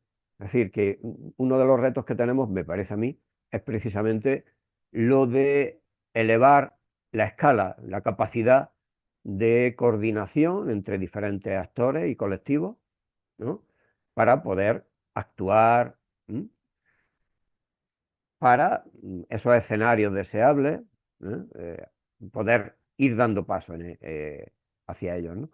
Eh, Ahí también, y ya voy terminando, eh, una- un elemento clave es precisamente lo de ideas, eso de los futuros deseables, es decir, ideas de alternativas, ¿no? Alternativas que den solución a los problemas que tenemos, ¿no? Y eso en parte, en gran medida, también tiene que ver con la creación de nuevas instituciones que no tenemos. O sea, crear esas nuevas capacidades probablemente eh, podrá ser o no si somos capaces de crear nuevas instituciones, ¿no? Y eso remite de nuevo al poder. Por eso me parece muy esperanzador, ¿no? El proceso que se ha iniciado con el Foro Social, ¿eh? Eh, bueno, no sé, no conozco con detalle, digo, este otro intento de relanzar el Foro Social Mundial, ¿no? Digo, en Portalegre de nuevo, ¿no? Creo que ha habido un encuentro, es decir, también necesitamos a ese nivel, ¿no? Entonces, bueno, lo dejo ahí, ¿eh? Por si queréis comentar. Veo que Cristino en el chat, vosotros también lo estáis leyendo, ¿no? Pero como eso no va a aparecer en la grabación, pues lo leo, ¿eh? Enhorabuena a Pere y Hugo por tan interesante ejercicio intergeneracional de iluminar el camino hacia la paz. Solo una pregunta. ¿Os habéis planteado que las propuestas que hacéis y que compartimos, además de otras que han aparecido en otras sesiones de mirada, solo se podrán poner en práctica cuando el sistema capitalista colapse? Bueno, una pregunta, bueno, que evidentemente admite, yo me callo, ya he hablado en los últimos minutos más de la cuenta, así que os dejo la palabra a vosotros, a Pera y a Hugo en principio, y os animo también a todos los que estáis, pues para, ¿no?, intervenir en principio a través del chat, ¿vale? Gracias. Pues cuando queráis. Si quieres, Pera o Hugo. Bueno, si queréis, empiezo brevemente yo y luego tal vez Hugo.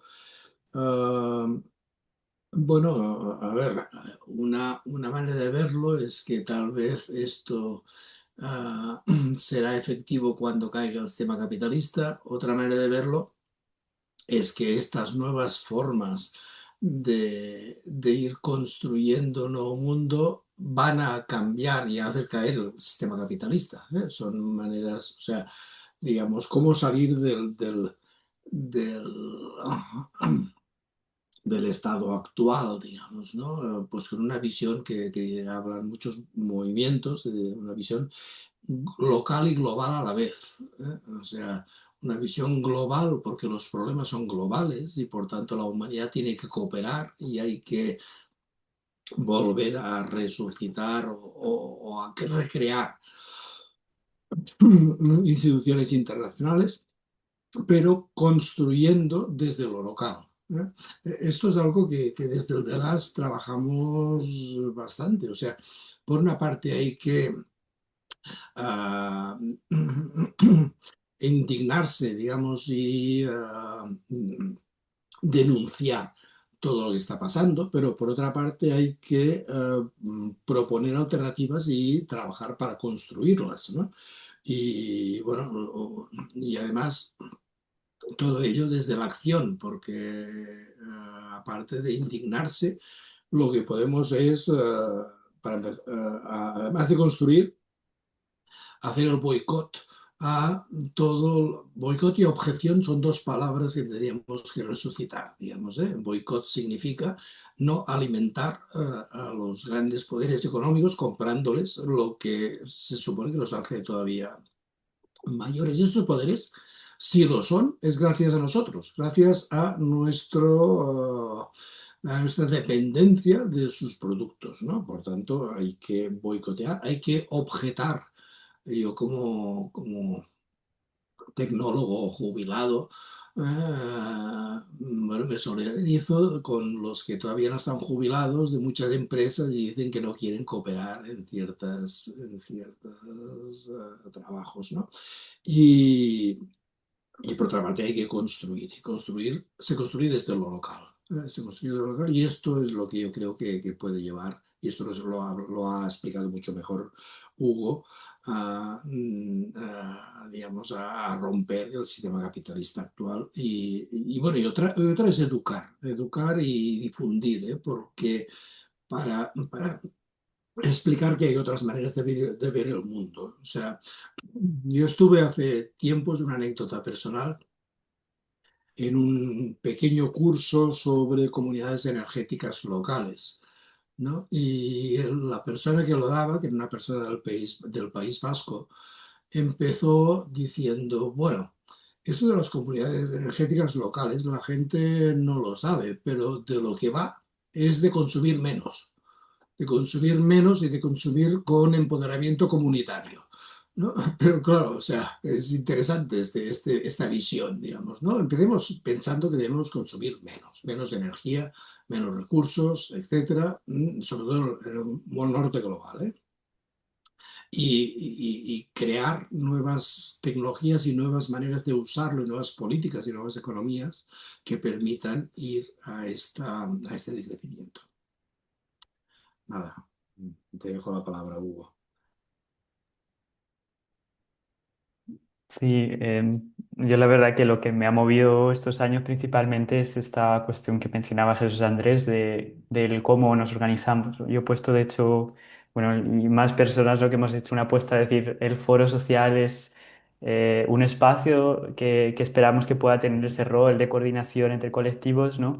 Y yo también traigo esa perspectiva de, bueno, digamos, de la importancia de poner ahí la energía desde el Movimiento Internacional del Decrecimiento, que principalmente, bueno, en los últimos 3 años después de la pandemia también se reactivó todo lo que es el proceso de coordinación internacional. En la conferencia que tuvo lugar en Croacia, en Zagreb, en 2023, se creó la International Growth Network, la Red Internacional de Crecimiento, y ahí pues se vio un boom de mucha gente, pues igual que veníamos del activismo climático, que queríamos a poner la energía en cómo construimos otro sistema socioeconómico y cómo lo hacemos desde activismos diversos, ¿no? Gente que venía muy activa desde el movimiento feminista, antirracista, decolonial, de crecimiento y cómo entendemos esos puentes para pensar una alternativa. Y el decrecimiento es una postura ética muy clara, ¿no? De vivir sencillamente para que los otros puedan sencillamente vivir, ¿no? O vivir con simplicidad, los otros puedan simplemente ser. O sea, ese derecho a la dignidad, ¿no? Y yo creo que y vivir con esa dignidad al final es, bueno, al menos en muchas prácticas, y me gusta también como contar un poco la anécdota, ¿no? De cuando llegué aquí al máster de decrecimiento, una de las primeras cosas que hicimos fue hacer una excursión a un lugar que hay en la frontera donde está uno de los profesores, en frontera con Cervera, con Francia, donde tuvimos un fin de semana de cocina solar, de distintas prácticas, digamos, de entender cómo la energía funciona realmente, qué necesidades tenemos, cómo los vínculos nos pueden nutrir. También distintas visitas a propuestas comunitarias y sociales aquí en Barcelona o alrededor. De alguna manera, cómo encarnamos esto que queremos construir, ¿no? O siempre de maneras imperfectas, ¿no? Porque tenemos el ideal de que nos gustaría y los límites del mundo son los límites a nivel ecológico-social, pero creo que también yo es algo permanente que estoy en búsqueda de, porque a veces me encuentro mucho tiempo pues en estos espacios hablando de ideas y a veces no tanto pudiendo ponerlo en práctica. Entonces un poco el sueño que tengo y creo que más personas es que haya una capacidad colectiva para que estas ideas se vayan encarnando cada vez más en organizaciones sociales con la capacidad de escalarlas, ¿no? Y sobre todo cuando hablamos de proyectos de transición ecosocial, pues yo creo que es muy importante esa idea de replicabilidad, de que puedan estar, de que unos proyectos inspiren a otros. Algo que yo he visto aquí muy presente en el contexto en el que he estado educativo, y luego también como esa capacidad de no solo replicar, sino también pensar en una escala grande y global y romper las fronteras, ¿no? Pensar, por ejemplo, aquí en el Mediterráneo, qué relaciones tenemos, no tanto mirar solo hacia Europa, sino al norte de África, qué intercambio va a haber en el futuro, qué comercio regional va a sostener las vidas de las generaciones próximas en el área mediterránea, cómo recuperamos lo que hoy está siendo calcinado por las llamas de la guerra, cómo vamos a recuperar eso, ¿no? Y yo creo que son preguntas que trascienden incluso nuestro tiempo vital y nuestra especie, incluso, ¿no? De cómo pensamos también en una mirada ética más allá del humano. Y eso creo que el decrecimiento es capaz de algún modo de traer esas conversaciones, ¿no? En esa idea de simplicidad y a la vez de abundancia, ¿no? De abundancia frugal. Y me gustaría referirme también a la pregunta que hacía Cristino, porque yo sí creo que el capitalismo está ahora mismo en una fase terminal, ¿no? Como muchas personas también se está constantemente reinventando, ¿no? Pero sí que es verdad que justo, bueno, el capitalismo sin crecimiento es súper peligroso. Es de las cosas más peligrosas que podemos imaginar y hoy, bueno, después de estas décadas de crecimiento económico, después de la Segunda Guerra Mundial, esta gran aceleración de uso de recursos, pues nos ha llevado a un momento en el cual el crecimiento es cada vez más difícil, y eso tiene su ventana de oportunidad, obviamente, pero también los riesgos inmensos que estamos viviendo hoy, ¿no? De querer activar el crecimiento a toda costa. Ya lo vimos con la crisis financiera, de rescatar antes a los bancos que a las personas, y ahora lo estamos viendo pues de otras formas, ¿no? Sí que si observamos, por ejemplo, lo que pasó en la pandemia, creo que hay apuntes interesantes, ¿no? De cómo sí que se puede, por ejemplo, desobedecer el pacto de crecimiento y estabilidad de la Unión Europea para proteger la vida y la salud de las personas. Se puede, es una elección política. La independencia del Banco Central Europeo, ¿no? Que antes no he podido desarrollar porque había mucho ahí, pero se puede repensar y podría estar financiando ahora mismo una política de una renta básica de cuidados y un trabajo garantizado en toda Europa, porque el límite no son los impuestos, son los recursos que puedes movilizar, ¿no? Y este tipo de debates, pues claro, son cortados. Me ha gustado mucho esta idea de silenciar que traía Espera, porque creo que es ese filtro que está constantemente determinando qué es lo posible dentro de este sistema, que es lo que hace el capitalismo muy bien, ¿no? Filtrar el conocimiento, las ideas para que lo vaya a desbordar se quede ahí bien controlado en una esquina. Entonces yo creo que espacios como el Foro Social u otros que puedan traer esa radicalidad al sentido común, es que realmente necesitamos radicalidad para cuidar la vida. Ese es el camino, ¿no? Y no estamos diciendo nada loco, sino simplemente nos preocupa la vida, sentimos el dolor del mundo ahora y honramos ese dolor, ¿no? Y desde ese dolor accionamos, ¿no? Yo creo que como empezar desde a tocar ese dolor colectivo y poder traducirlo en una organización política, pues es algo también, bueno, recuerdo las palabras también en el encuentro que tuvimos en Zaragoza hace unas semanas, con Jorge Richman y Carmen Madorrán. Hablaba Jorge Richman de militar y meditar, ¿no? En el sentido de cómo pensamos las transformaciones hacia la paz dentro y hacia la paz fuera, y cómo pensamos en que vamos a necesitar organizarnos políticamente de manera masiva si queremos la mayoría social parar esta locura, ¿no? Pero eso va a traer felicidad, va a traer dolor, pero sobre todo va a traer la única forma de hacer esa transformación, ¿no? Y yo creo que ante los colapsos parciales que ya estamos viviendo y las posibilidades reales vamos, de colapsos más fuertes en el sistema alimentario energético, pues yo creo que movilizar estos imaginarios y salir de la cotidianidad, de la linealidad de nuestras vidas, sí que es algo que a mí me gusta al menos hacer en conversaciones cotidianas, ¿no? Un poco sacar un poco de los esquemas de, bueno, igual tenemos que desobedecer ahora a todos los estudiantes. Yo creo que la universidad debería parar, hacer una huelga y decir, no vamos a nutrir un mercado laboral que está nutriendo la muerte, ¿no? Y la pregunta sería, ¿cómo sostenernos en el durante, ¿no? Que esa es la pregunta difícil. No tenemos casi todas las instituciones de autonomía material que igual en sociedades campesinas u otras que podríamos, o mutualidades, etcétera, pues el neoliberalismo se ha comido todo eso y entonces tenemos que reconstruirlo, ¿no? Y eso serían algunas ideas también que vienen ahora. Y veía, si el comentario también que hacía en el chat JLBM, no sé, están sí con las siglas, del tecnooptimismo, igual por tocarlo también te paso la palabra, así que, a otra pregunta. Yo sí que creo que, bueno, que está habiendo una huida hacia adelante muy clara, ¿no? De muchos despliegues tecnológicos, la inteligencia artificial igual se está desarrollando sin pensar para qué se quiere. Bueno, sí, las empresas, corporaciones saben para qué quieren, ¿no? Para el control de datos, la optimización del marketing y la industria militar, pero no se está haciendo realmente, digamos, desde esas necesidades sociales, como hablaba antes, de la planificación democrática, empieza por reconocer nuestras necesidades. Y si no podemos parar a saber qué necesidades tenemos en la día de hoy, porque estamos rodeados de pantallas y de aceleración, es muy difícil cualquier proceso de planificación democrática, ¿no? Y ese es el precondición para la paz como organización de la vida en común, ¿no? De forma cooperada. Mm. Sí, bien, gracias. Sí, bueno, en la pregunta de Cristino, ¿no? Hacia el final solo se podrán poner en práctica cuando el sistema capitalista colapse. Bueno, tú has hablado de colapsos parciales, en cierta medida el colapso, el escenario, el horizonte de colapso no parece que esté tan lejano. Guerras como la que han desencadenado, ¿no? Israel y Estados Unidos con Irán, en gran medida nos van acercando a escenarios que podemos calificar de colapso, básicamente por la falta bueno, de combustibles que se van a poner de manifiesto, ¿no? En las próximas semanas, independientemente de que esto acabe pronto o no, ¿no?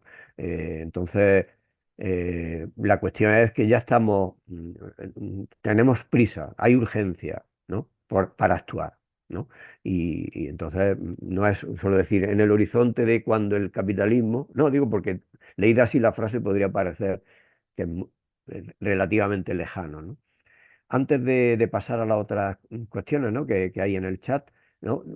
Se ha comentado por vuestras presentaciones, como ahí aparecen muchos enlaces, entonces, ya lo comentasteis vosotros también, se van a subir a la página de Mirada, a la parte correspondiente a esta sesión, en los próximos días, vuestras presentaciones, y también, ¿no? En los próximos días concluiremos, ¿no? Un pequeño dossier donde estarán esas presentaciones, pero también a lo mejor algunos enlaces adicionales, etcétera. ¿De acuerdo? Digo para que la gente lo sepa. Bien, tú ya has leído, ¿no? La consideración esta de JLBM, ¿no? Sobre el tecnooptimismo. No sé si Pere quiere después comentar algo, pero si queréis podemos avanzar, ¿no? En las otras intervenciones, ¿no? Del chat. El Ricardo FNCA, de alguna organización, habla de ha puesto el enlace de un pequeño documento. El modelo del crecimiento infinito nos arrastra a la guerra total, que ilumina el presente convulso con todo tipo de violencias crecientes como consecuencia de estarse superando ya los límites físicos del modelo de expansión económica, en particular en el frente de recursos energéticos. Y ha puesto un enlace. David, muchas gracias por este enriquecedor espacio de mirada al mundo. Creo que el Estado capitalista salvaje y depredador de nuestros recursos planetarios y responsable de las desigualdades del ser humano y la guerra, si una vez muere, morirá matando. Un saludo enorme y salud para todas. Bueno, no sé si queréis comentar algo más, alguna consideración. Eh, yo, vamos, recordaría, bueno, no me quiero repetir, naturalmente, ¿no? Pero necesitamos muchas manos, mentes, cuerpos, ¿no? Y coordinados y coordinadas, ¿no? O sea, que creando probablemente nuevas organizaciones. Digo porque en ese escenario, ¿no? Y esto que estamos desgranando, ¿no? Eh, no sé si hacer esa referencia, pero mm, creo que conviene también. O sea, en el campo emancipatorio, ¿dónde están, en relación con estas cuestiones, los partidos que se supone, partidos políticos, ¿no? Que están en el campo emancipatorio? Me da la impresión de que están un poco ajenos o no suficientemente implicados en la tarea que tenemos por delante. Me da la impresión. En particular, en la cuestión del decrecimiento, hay mucho temor, ¿no? A introducirla en los programas políticos, digo a fondo, con todas las implicaciones, ¿no? Que eso supone. Es verdad que hay algunos actores políticos, Alberto Garzón, entre otros, ¿no? Pero digo que realmente desde el punto de vista de investigación, incluso cuando todavía tenía eh, responsabilidades políticas, organizativas, pues también hizo intervenciones se realizaron de Izquierda Unida aportaciones en esa línea. Pero mm, brillan, o sea, tendría que haber mucho más, ¿no? Entonces, no sé si queréis comentar en relación con las cuestiones del chat, o algo que queráis introducir adicional, ¿no? Son las 8:15, yo creo que, pues, no, depende de cómo evolucione, pero quizá en un horizonte de 5 o 10 minutos podríamos ir como concluyendo, ¿no? ¿Vale? Pero decidme si queréis hacer alguna consideración. Yo, yo, si me permites, Jesús, quería Claro, comentar algo sobre desde mi faceta. Me ha gustado mucho la frase de que este seminario es un ejercicio intergeneracional, porque, bueno, pues está bien realmente, está muy, muy bien pensado y muy bien conseguido, digámoslo, y además es que los jóvenes sois los actores y los sufridores del futuro y los actores del futuro, digamos. Entonces, bueno, simplemente un comentario sobre lo del tecnooptimismo. Y si acaso, y empiezo con un comentario personal. O sea, yo hace 30 40 años era tecnooptimista, ¿eh? viendo la realidad del mundo y la realidad neocapitalista, bueno, en este momento, eh, el tecnotivismo se me ha ido del todo, digamos, cuando veo, bueno, pues el escapismo hacia la Luna y hacia Marte y hacia donde sea, pues francamente yo lo que pienso es en la gente que está sufriendo en Irán y en Gaza y en África y en los países del tercer mundo, y el inmenso trabajo que hay. Hay una compañera de la UPC, Karma Torres, dice que la ética tiene que preceder a la máquina. Y esta es la clave para mí, ¿eh? O sea, primero ética y luego la tecnología. No puede haber un tecno-optimismo neutral, digamos, ¿eh? La tecnología tiene que tener un propósito. Y este propósito para mí es un propósito de que sea de las personas y por tanto democrático, con una decisión democrática de qué tecnología se quieren, para las personas, pensada para las personas, tiene que ser local. ¿Por qué? Porque realmente la gestión comunitaria es la que va a funcionar, la gestión desde lo local. Por tanto, cuando se habla de la gran renovación energética, con granjas solares, y yo lo que pienso es en los pequeños sistemas gestionados comunitariamente y utilizando energía totalmente local, que es mucho más de las personas, digamos, y no de las grandes empresas. Es una manera de romper el control de las grandes empresas, es justamente ir a lo local, a lo pequeño, a lo próximo y a lo democrático en el sentido de comunidades y de cooperativas, ¿eh? Solamente quería comentar esto, digamos, esta es una de las razones, además, que, la última cosa que digo, ah, que no se comenta nunca, pero para mí es una razón muy importante en contra de la energía nuclear. La energía nuclear no puede ser nunca local, comunitaria y pequeña. Siempre apostar por la energía nuclear implica continuar apostando por las grandes empresas eléctricas, que son las que están impidiendo en estos momentos las comunidades energéticas locales y que la gente se empodere con su propia energía. Y esto evidentemente vale para los nucleares, pero también vale para las energías, las centrales eléctricas de gas, de carbón y de petróleo, nada más. Hugo, no sé si quieres hacer algún comentario. Quizá en esta línea de pensar la tecnología, bueno, en el decrecimiento se habla mucho de hecho es uno de los también los pensamientos fundacionales del decrecimiento, las ideas, por ejemplo, de Ivan Illich, sobre las técnicas conviviales, tecnologías conviviales, y yo creo que es clave, ¿no? Que tiene que ver con técnicas que podemos comprender, no quiere decir individualmente, pero en comunidad, ¿no? Que podemos reparar nosotros mismos. Por ejemplo, la bicicleta sería ese elemento clave, ¿no? Que además es, bueno, nos permite satisfacer, es un satisfactor para muchas de nuestras necesidades, ¿no? Si la usamos a cotidiano para ello.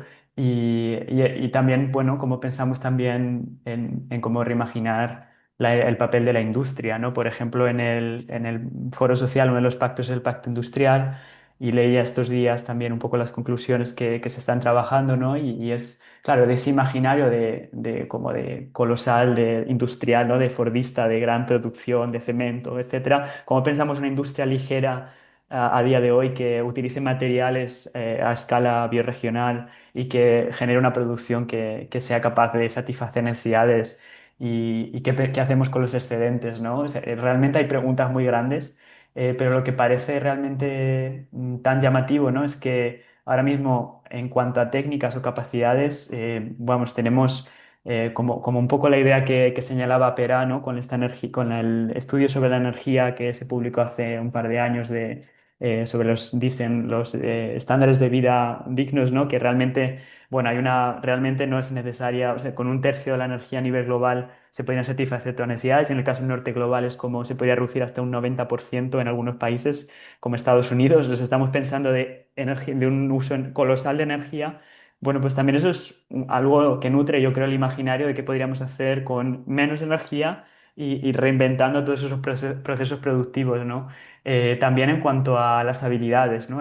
Volviendo un poco también a la educación ecosocial, cómo pensamos también, pues, todo lo que tiene que ver con, y que puede parecer también, bueno, recuperar oficios que se han perdido, ¿no? Y también reinventar esas habilidades ligadas al territorio de reparación, de reconstrucción, de cuidado forestal, de cuidado de la tierra y que eso realmente sea, claro, todas esas cosas están más basadas en un flujo que en una acumulación, ¿no? Como el agua que fluye, las energías renovables son flujo, no son acumulación, ¿no? Y bueno, y efectivamente, pues yo creo que en ese imaginario de flujo también, pues trae otras formas de estar y de ser en el mundo, ¿no? O sea, no es igual esa idea, pues es un mundo con centrales nucleares militarizado que solo va a poder, porque los residuos van a tener que no es que desaparezcan y va a haber un complejo militar industrial que va a tener, o sea, que va a cuidarlos o mal cuidarlos.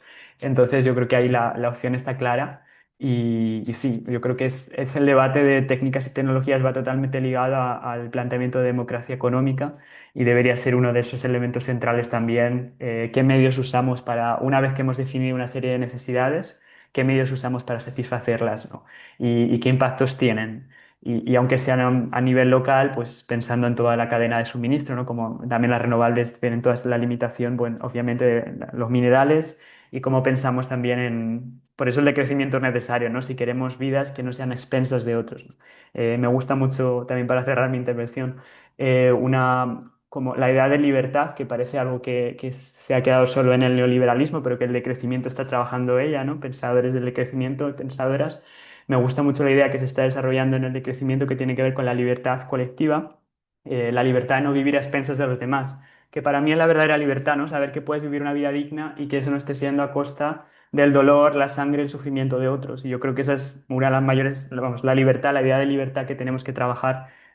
Quizá por hacer una conexión también, Jesús Andrés, con el campo, digamos, progresista o también de partidos políticos, sindicatos que, bueno, que en el foro social, por ejemplo, los partidos no participan directamente, no pueden estar representados en un espacio de sociedad civil, pero sí hay personas, miembros de esos partidos que están participando en el espacio, codo a codo, ¿no? También para dobles militancias, que es algo muy común, ¿no? De, pues, de gente que está también en un sindicato, un movimiento social, partido, generar esos espacios de encuentro y tener debates claros sobre esto, como también estamos teniendo con los sindicatos, sindicatos con diversidad de estrategias también, algunos que abogan por el diálogo concertado, otros por combativos, en el sentido de no. Y bueno, creo que esa es la riqueza también de que el decrecimiento puede llevarnos en este contexto material y geopolítico difícil a hablar de estas realidades biofísicas y a la vez traer otras realidades en cuanto a posibilidades de organización de la vida. Entonces creo que, bueno, que se han hilado aquí muchas cosas que vamos a estar en el foro social y en este seminario, imagino, pues seguimos en ello. Muy bien. Bueno, son y 25 van a dar. Hay dos comentarios. Bueno, uno es de Ricardo por leerlo, ¿no? Pero tiene que ver con lo del tecnooptimismo. El tecnooptimismo ha degenerado en tecnoescapismo, eludir entrar a reconocer las contradicciones y disfunciones irresolubles, y por tanto escaparse de la realidad, teniendo fe en la aparición de una tecnología que las resolverá cuando sea necesario, ¿no? En fin. Bueno, y también Jesús Castillo, en fin, gracias por los análisis y propuestas, ¿no? Que tan necesarias e interesantes. Bueno, pues yo creo que podemos ir concluyendo, si os parece, salvo que queráis alguna intervención más. Vale, pues me quedaría recordar y la próxima sesión, como la anuncié también, será la semana que viene, el miércoles 15 de abril a las 6:30. Va a ser una sesión presencial en el sitio habitual del Centro de Documentación Científica, donde está la sede del Instituto de Paz y Conflictos, pero también se podrá asistir por videoconferencia. Ya está subida a la página de Mirada la información sobre esa sesión con los enlaces, etcétera, y la difusión comenzará mañana. Eh, Como decía, el título es El fin de la verdad, dos puntos, posverdad y democracia. El ponente es Juan Antonio Nicolás, que es catedrático del Departamento de Filosofía 2 de la Universidad de Granada. Bueno, pues agradecer a todas las personas que habían asistido a la sesión por videoconferencia y naturalmente y sobre todo a los ponentes, a Pere Brunet y a Hugo Abad. Muchísimas gracias. Recordar, ¿no?, que se subirá documentación en los próximos días, ¿no? Quedamos, cuando venga bien, me mandáis, si es que queréis, aparte de las presentaciones, elementos adicionales, ¿no? ¿Vale? Bueno, a ver, muchas gracias también. Tony y tal. Gracias, Hugo y Pérez. Vuestra aportación transmite esperanza con las propuestas realistas que con la conciencia y cooperación de la mayoría social puede ser posible para un mundo que la mayoría deseamos. Muchas gracias por esta sesión tan enriquecedora de Rosana, de ecofeminismo. Muy bien. Bueno, pues voy a dejar de grabar, ¿vale? Y ya concluimos. Muchísimas gracias.